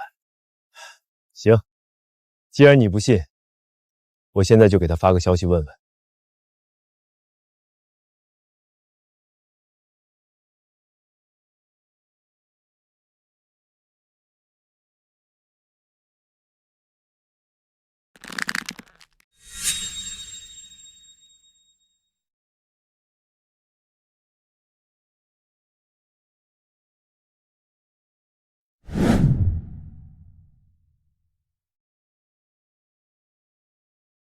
真是不巧，周玲教授刚好回消息说，他现在人在机场，马上就要上飞机了。空姐在催关机，不能多聊，等落地了再回复我。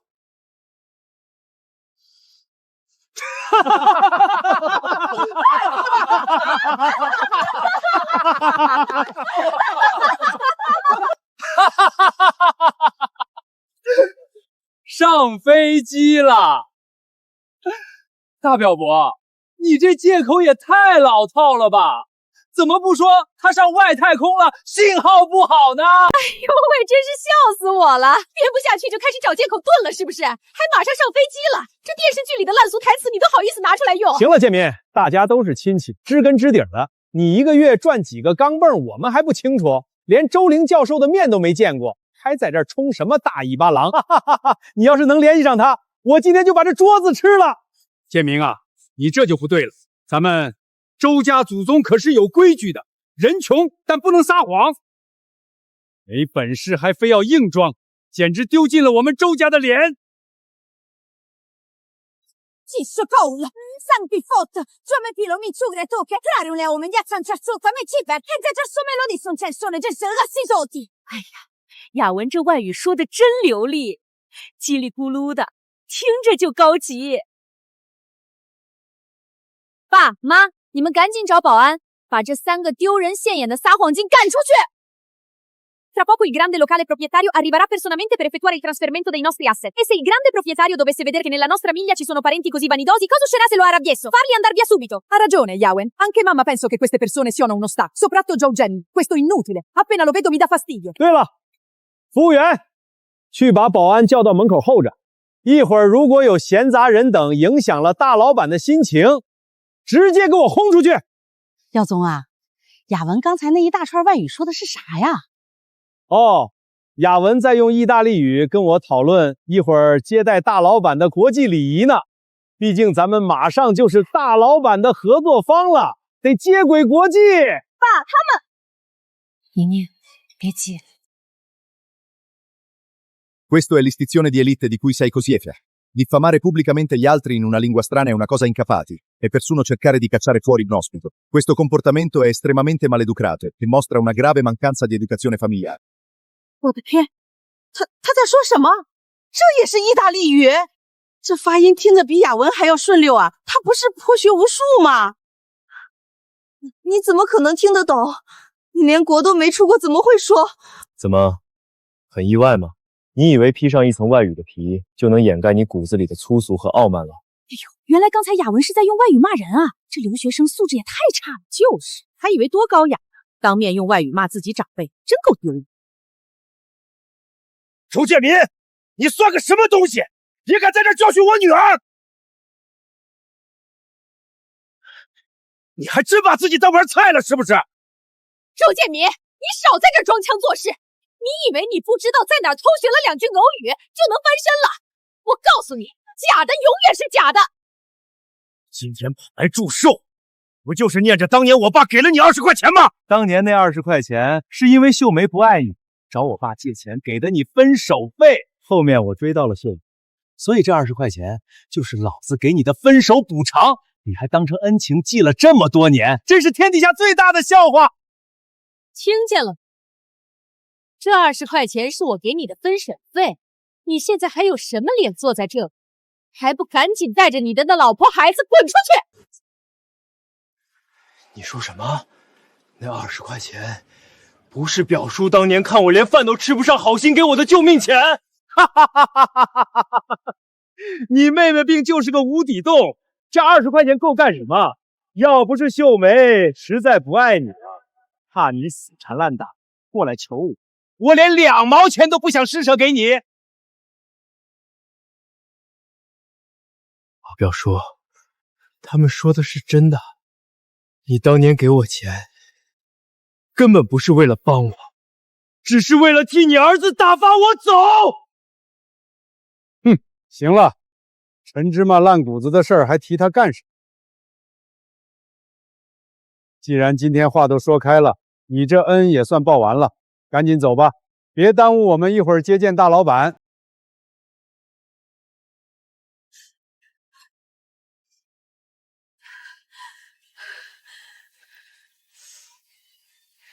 你们简直欺人太甚，丧尽天良！建明他是个老实人，就因为当年那区区20块钱，15年，他念了你们整整15年的恩。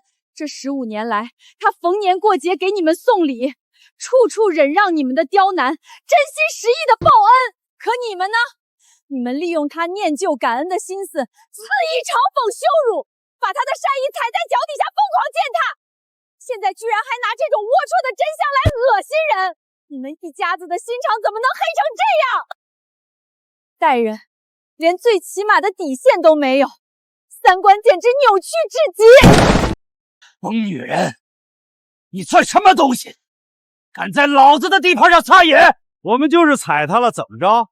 他一点都不上进，只知道在家守着那个病秧子，活该！徐小燕，你少在这儿跟我们讲什么大道理。就是，你们也不看看自己是什么德行，配跟我们讲底线吗？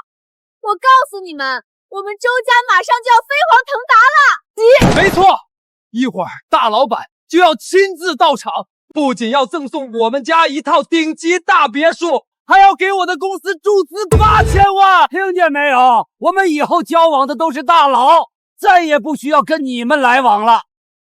你们站在这里，只会让我觉得好笑。赶紧滚，赶紧滚，别在这儿碍眼了。一会儿大老板来了，你们这种撒谎精，万一被真正的大老板揭穿，多丢人啊！立刻滚出我们的寿宴现场！好，建民、琳琳，我们走。这种地方，我们1秒钟都不想多待。想就这么走，没那么容易。刚才骂我们骂得挺爽是吧？今天非得给你们点颜色看看。保安呢？周总有何吩咐？把这3个不识好歹的东西给我强行轰出去！走吧，别敬酒不吃吃罚酒。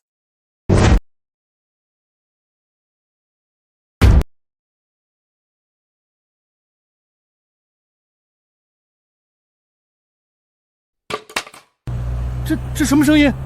连地都在震！大家快看村口！我的老天爷！劳斯莱斯幻影，一整排黑色的劳斯莱斯车队，把村口的道都占满了。你快看那些下车的黑衣保镖，这阵仗，这排场，这绝对是真正的大人物来了。难道是大老板提前到了？肯定是大老板派顶级大佬来跟我们交接资产了。秀梅，快准备迎接贵客，我们周家真的要一飞冲天了！快看，大人物进院子了。左边那个戴眼镜的，看着像个大学学者，气场太吓人了。右边那个穿白衬衫的，我的妈呀，看人一眼感觉魂都要没了，绝对是顶层的大老板。那不是华国第一财团的执行总裁周瑞周总吗？我的天哪，那是我商学院的终极偶像啊！他怎么会亲自来？旁边那是帝都大学最年轻的荣誉院士，我导师的导师，学界泰斗周玲教授啊！还愣着干什么？大老板派你们的偶像和导师来交接，这是天大的面子，赶紧上去打招呼啊！周总，你好，我是周雅文，一直视您为人生榜样，我做梦都想进您的财团。周教授，我是昊天，能在这里见到您真是三生有幸。我导师经常提起您。滚！让开，别挡道！周总，这两位贵客怎么奔着角落去了？那边只有周建民那个撒谎精啊！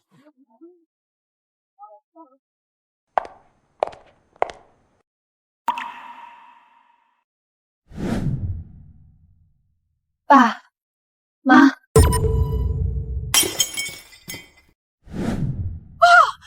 我没听错吧？这两位顶天的大人物竟然管周建民叫爸，周建民不是个撒谎精的吗？不可能，这绝对不可能！周总，你是不是认错人了？他叫周建民，他就是个撒谎精啊！他怎么可能是您的父亲？撒谎精，你算个什么东西，也敢这么称呼我父亲？我周瑞能有今天，全靠我爸妈从小砸锅卖铁供我读书。你引以为傲的华国第一财团，就是我为了孝敬我爸一手创立的。周教授，您可是帝都大学的荣誉院士啊！你怎么会是这种撒谎精女儿？他说的怎么可能是真的？我父亲虽然没有高学历，但他教会了我做人最基本的骨气和底线。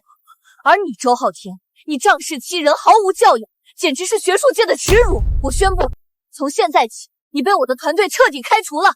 不，导师，你不能这样！全完了！我们刚才骂了大老板的亲爹亲妈，我们把大老板的父母往外赶。肯定是大老板那边打来的。快给天，快大老板宽宏大量，不管咱们跟周建民的恩怨，还是要给咱们赠送资产，快接啊！是周昊天先生吗？我是周氏集团法务部总监。是我，总监你好，我们的别墅和公司。鉴于你们周德顺一家在本次寿宴全过程中对我们集团董事长及其父母进行了极其恶劣的辱骂、欺凌与驱赶行为，这些东西已经收回了。什么？没错，原定无偿捐赠给周德顺先生的灵湖独栋别墅以及全套持牌融资公司，即日起全部终止赠与，资产即刻原路收回，所有转让手续全部作废。后续，周氏集团及旗下所有产业将与你们家族永远断绝一切合作与馈赠，好自为之。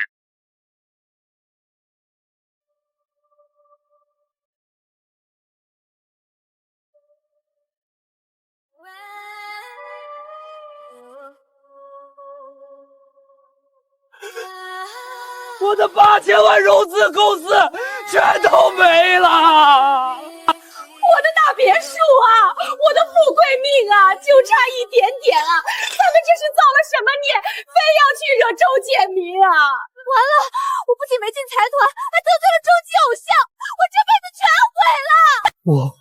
我的别墅，我的大老板之位，你们的人生不会因为一次撤资毁掉，只要你们真的上进，就算没有我，这些东西你们依旧能拿到手里。爸，你怎么了？你们这群败家子儿，我的富贵被你们做没了！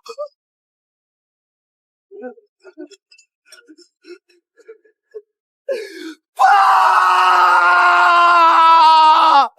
快叫救护车！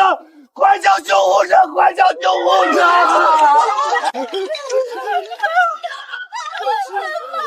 该，真是活该！为了20块钱的恩情去羞辱人家，现在好了，把人家好心愿意赠予的家产硬生生给骂没了。哎呦，周老爷子不行了，脸都紫了，快躲远点，别沾上晦气！爸，你醒醒啊！救护车，快叫救护车！让开，你想咬死他们！你个死丫头干什么？还嫌害我们家不够惨吗？闭嘴！不想他死就滚远点。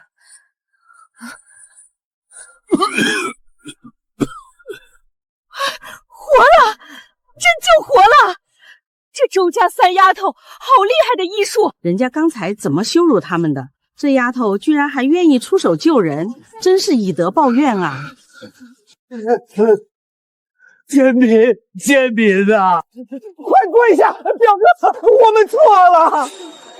建民，我是被他俩给忽悠了，你念了15年的恩情来报答，我却把你当草芥，我不是人啊！怎么可能？这世上怎么会真的有人因为20块钱记15年恩情？我从来没有见过这样的人。你没见过，不代表这种事儿没有发生过。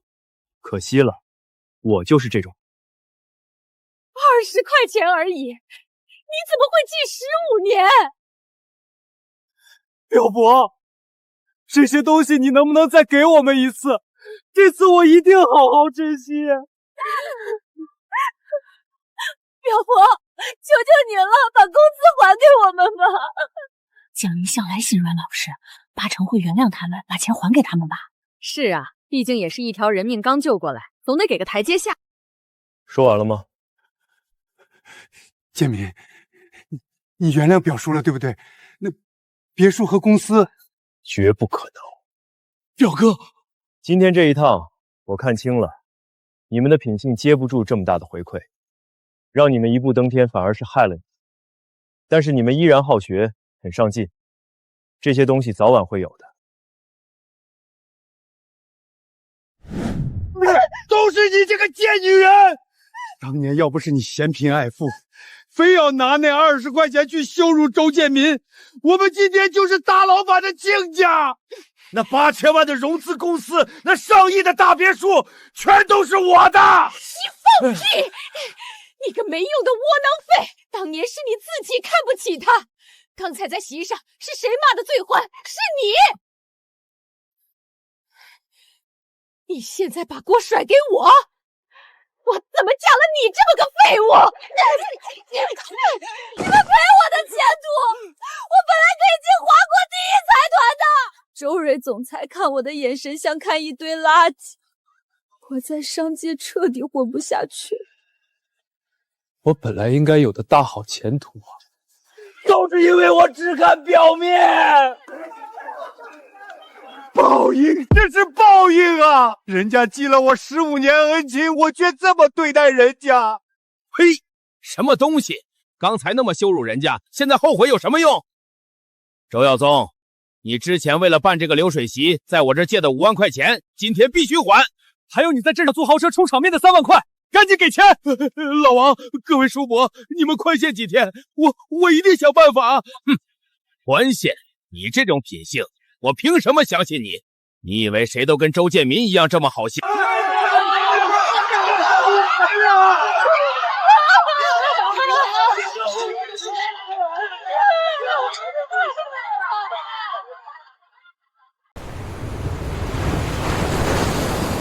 小叶，快尝尝这块肉。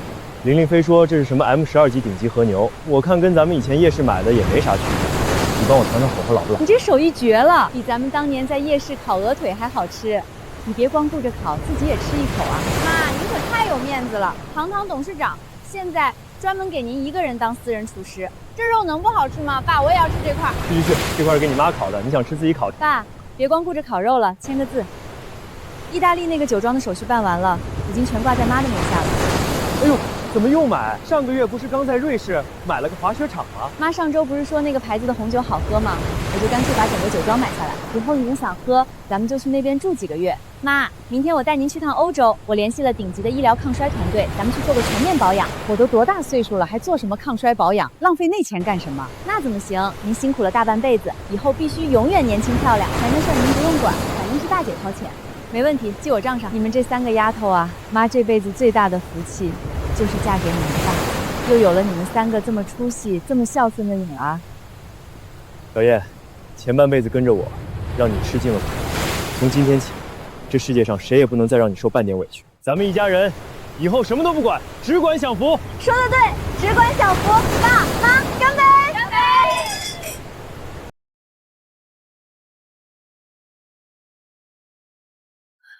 廖总，咱们去求求建民吧。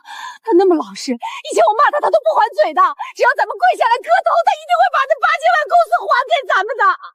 对，血浓于水，他不能这么绝情。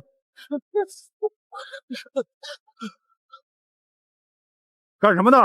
要饭去别的地方，这里是周氏集团。保安大哥，我是你们周董的大表弟啊，我叫周耀宗，求求你通报一声，让我见见我表哥。我是你们周董的前女友，他以前最爱我了，求你们让我继续。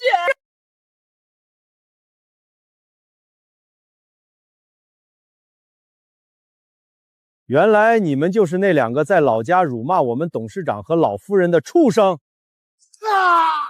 我们周董早就下了死命令，全海城所有的企业、酒店，甚至是收容所，谁敢接纳你们周家人，就是跟周氏集团作对！你们还敢跑这儿来认亲，我打出去！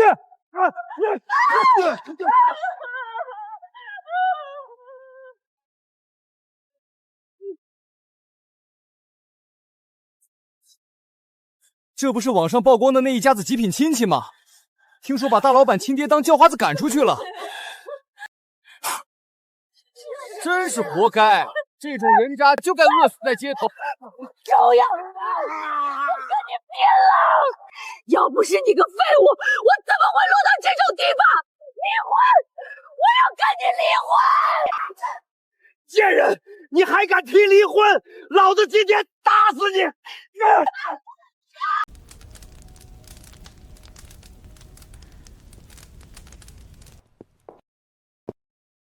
小燕，以前在夜市烤鹅腿的时候，哪敢想这辈子还能亲眼看到极光啊！有你在，有女儿们在，看什么都好看。喂，哪位？是我，周耀宗，你别挂电话。我说了，我们2家已经恩断义绝了。你少给我装清高！我告诉你，周建民，我们家现在被债主逼得连老宅都抵押了。我爸中风瘫痪了，秀雷也疯了，我们一家现在只能躲在漏雨的破庙里，这都是你们害的。那是你们自己贪得无厌，咎由自取。你别逼我，光脚的不怕穿鞋的。你们现在是大老板，是公众人物，对吧？你要是不马上把那套临湖别墅和8000万的公司还给我，我就去找媒体，我去网上曝光你们。建民，怕了吧？我就说你们周家忘恩负义，贪亲叔叔逼疯亲弟妹。周蕊和周玲名气那么大，我看他们的声誉还要不要？马上给我打钱，不然我让你们身败名裂。周耀宗是吧？我是周瑞。周总又怎么样？光脚的不怕穿鞋的。你去曝光，你可以试试。国内哪家媒体敢发周氏财团1个字的负面新闻？另外，这通电话我已经全程录音了，敲诈勒索8000万，情节特别严重。足够你把牢底坐穿。你敢抓我？我是你表叔。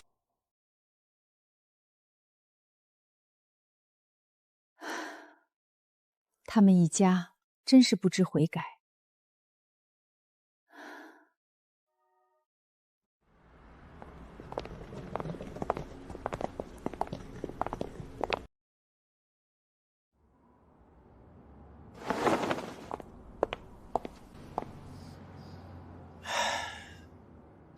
这趟冰岛的极光之旅去的确实值，风景美得像画一样。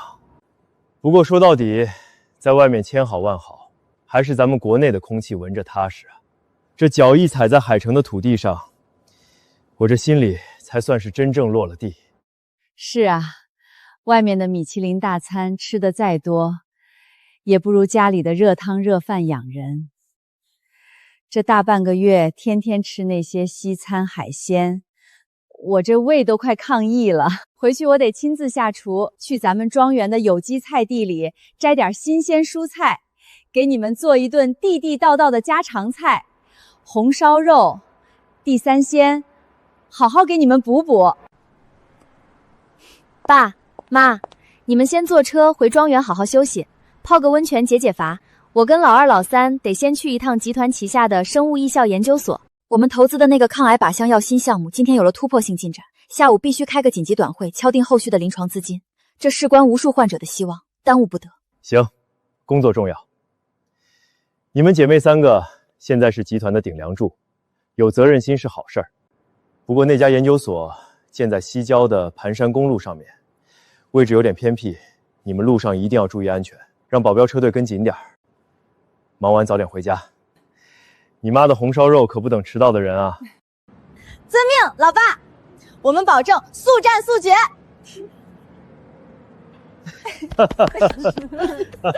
绝对不耽误吃晚饭。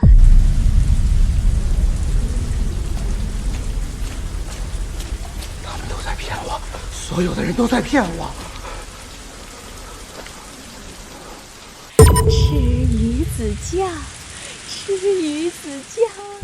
爸，我饿得胃疼，感觉肠子都要搅在一起了。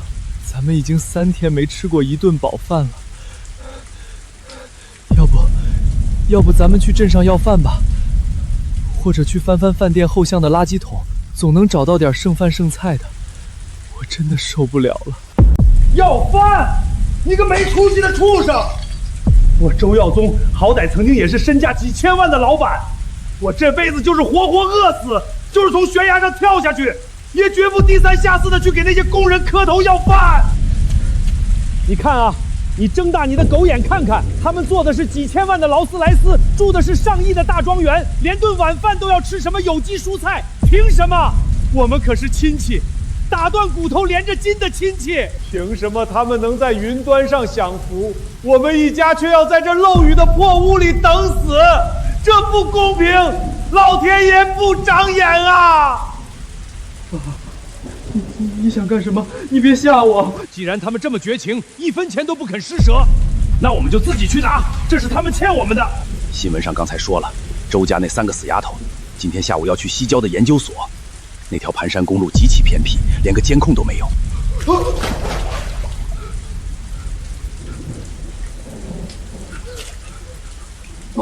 绑架！爸，你疯了吗？这可是违法的，不能干！你看看我们现在这个鬼样子，跟死有什么区别？你放心，我也不是真的要对他们动手，只是吓唬他们一下。他们看在亲戚一场的份上，一定会给我们钱。拿到钱，我们就放了他们。昊天，你想想你以前在大学里悠闲的日子，你想想那些比现在的你更有出息的人，干还是不干？干！爸，你说的对，我们就这么办。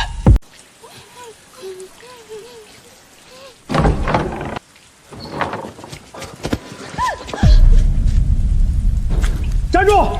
别再往前走了！再敢走一步，我马上划破他的大动脉！把包给我扔过来！等等，怎么只有2个包？我他妈要的是1个亿！1个亿的现金！你是不是敢跟我耍花样？耀宗，你先冷静点，千万别手抖。你要的钱我带来了，但是你动脑子想想，1个亿的现金足足有1吨多重。别说我现在提不动，就算我给你拿来了，更何况2小时内，全海城的银行根本凑不齐那么多不连号的旧钞。这2个包里，是银行金库里能调动的所有旧钞，一共3000万，1分不少。放屁！你少拿这些话来忽悠我！你堂堂大老板，8根汗毛都比我的腰粗，连1个亿都拿不出来。你就是舍不得钱，你就是看不起我。你信不信？我现在就弄死这个贱丫头，让你们周家断子绝孙！你弄死他，你图什么？图点气儿吗？杀人偿命，你弄死他，你1分钱也拿不到，还得拉着你儿子一起挨枪子儿。耀宗，你搞出这么大的阵仗，不就是想拿钱出国，去过人上人的好日子吗？这3000万现金全是不连号的旧钞，没有任何标记。按照现在的汇率，足够你们一家3口在东南亚买大别墅，雇10几个佣人，舒舒服服的挥霍一辈子了。你是聪明人，求财还是求死，你自己选。爸，你听见没有？他说的对啊，咱们别较劲了，行不行？3000万，这可是整整3000万现金啊！我这辈子做梦都没见过这么多钱，这足够咱们在国外当土皇皇了。我真的受够了，我再也不想过种被催债狗追着砍，像老鼠一样躲在这个破网里啃发霉馒头的日子了。咱们赶紧拿钱走吧，万一他偷偷报了警，或者外面有人路过，警察把这破庙一包围，咱们就真的插翅难逃了。爸，我还年轻，我还没结过婚，我不想挨枪子儿，我不想死在这儿啊！算我求你了，见好就收吧。对，昊天是个明白人，他比你看得透彻。耀宗，钱没了，我周建平还能再赚，但我这3个女儿要是没了，要再多的钱又有什么用？我今天是一个人来的，就是为了表明我的诚意。你们听好，逃跑的路线我已经安排好了。车是一辆加满油的黑色越野车，没有挂牌照，就停在破庙后山那棵老槐树背后的土路上。车钥匙就在驾驶座的脚垫下面。蛇头我也帮你们联系好了，是道上最讲信用的大飞。只要你们开着车出了海城地界，直接去码头，马上就能上船去攻。你们现在把人放了，提着这3000万走。我周建文拿人格担保，绝不拦你们，也绝不报警。我只要我的女儿们平平安安地跟我回家。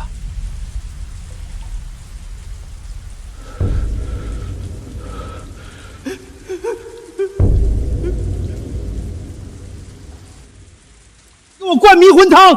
你周建民是什么人？吃人不吐骨的老狐狸！你能在商场上呼风唤雨，你会这么好心替我们安排后路？谁知道你这包里装的是不是上面盖着真钞，下面全是废纸的烂砖头？你现在把手举高，慢慢蹲下，把那2个包的拉链给我全部拉开，我要亲自验钱。我警告你，动作给我放慢点儿。要是你敢耍什么花招，我立刻白刀子进红刀子出，大不了大家一起死在这个破庙里。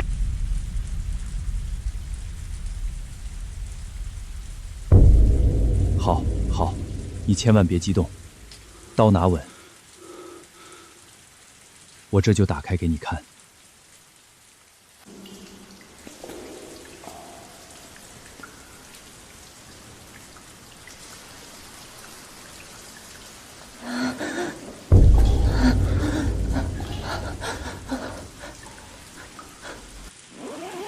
你看清楚了，全是100元面值的旧钞，一捆10万，全在这里。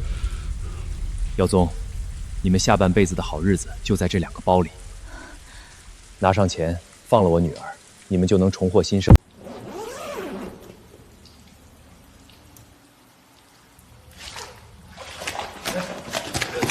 都是我的，都是我的！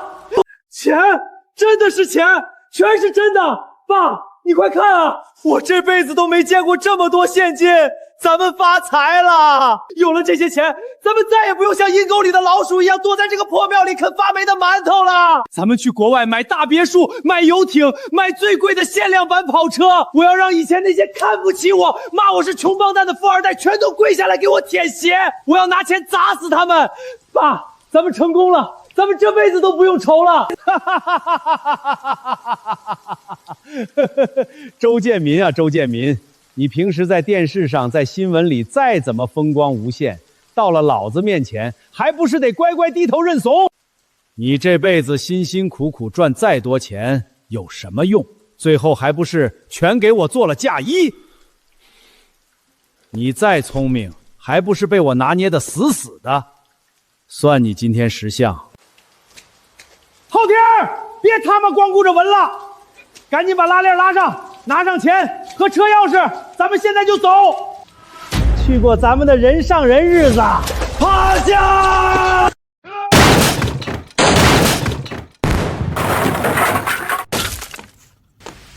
警察都不许动，把手里的武器给我扔掉！你们已经被海城警方全面包围了，立刻双手抱头，趴在地上，敢有任何反抗，将采取强制击毙措施，放下刀！别开枪，我投降！不，我的钱，我的3000万！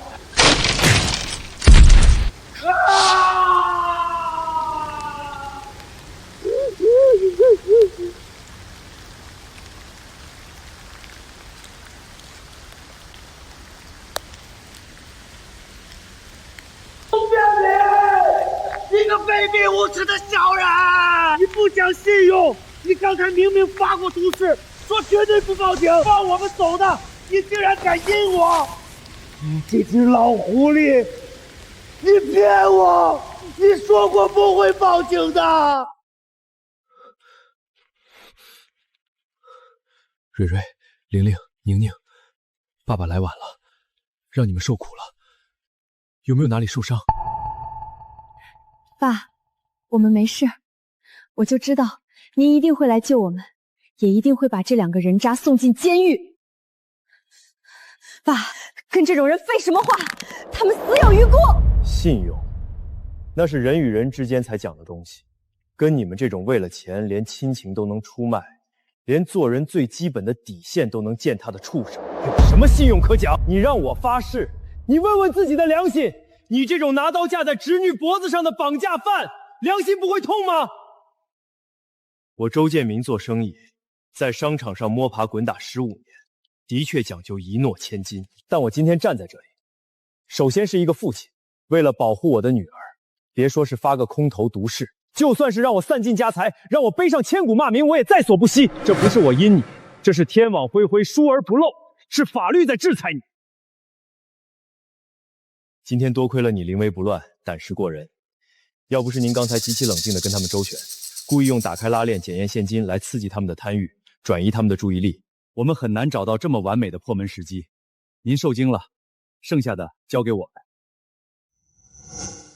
警官，您严重了，是您和各位特警同志冒着生命危险冲在一线，你们才是真正保护老百姓的英雄。把这2个涉嫌持刀绑架的嫌疑人给我押上警车！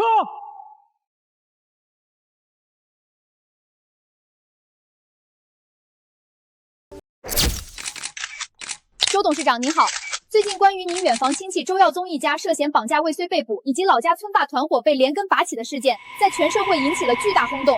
听说经历了这次生死攸关的绑架事件后，您对自己的财富的传承有了全新的颠覆性规划，能跟全国的观众具体谈谈吗？谢谢这位记者的提问。的确，最近发生的一系列变故，让我和我太太乃至我们整个家庭都经历了一次灵魂的洗礼。看着周耀宗一家为了钱父子反目、丧心病狂，最后锒铛入狱，我彻底看透了人性的贪婪与脆弱。钱这个东西，如果不用在正道上，它就是万恶之源，只会让人变成六亲不认的魔鬼。我们周家积累了常人难以想象的财富，但如果把这些巨款留给后代去挥霍，那不是爱他，而是在害他，是在给他们埋下灾祸的种子。所以在经历了几个不眠之夜后，我们一家5口坐在一起，开了一个简短的家庭会议，做出了一个共同的决定。很多人可能会觉得我们疯了，但我们心里却前所未有的踏实。今天我代表周家正式向全世界宣布，我们将周氏集团名下所有产业的个人股份收益100%无限期的无偿捐献给社会公益事业，不留1分钱的私人遗产。全额捐献！周夫人，这可是一笔不小的资产啊！请问，这笔足以帮助许多不幸之人命运的巨款，将具体用于哪些方向？您的3个女儿真的完全同意放弃这笔惊天财富吗？这位记者朋友，请不用怀疑我们姐妹的决心。父母留给我们最宝贵的财富，从来不是银行卡里的数字，而是他们教给我们的善良、坚韧和立足社会的本事。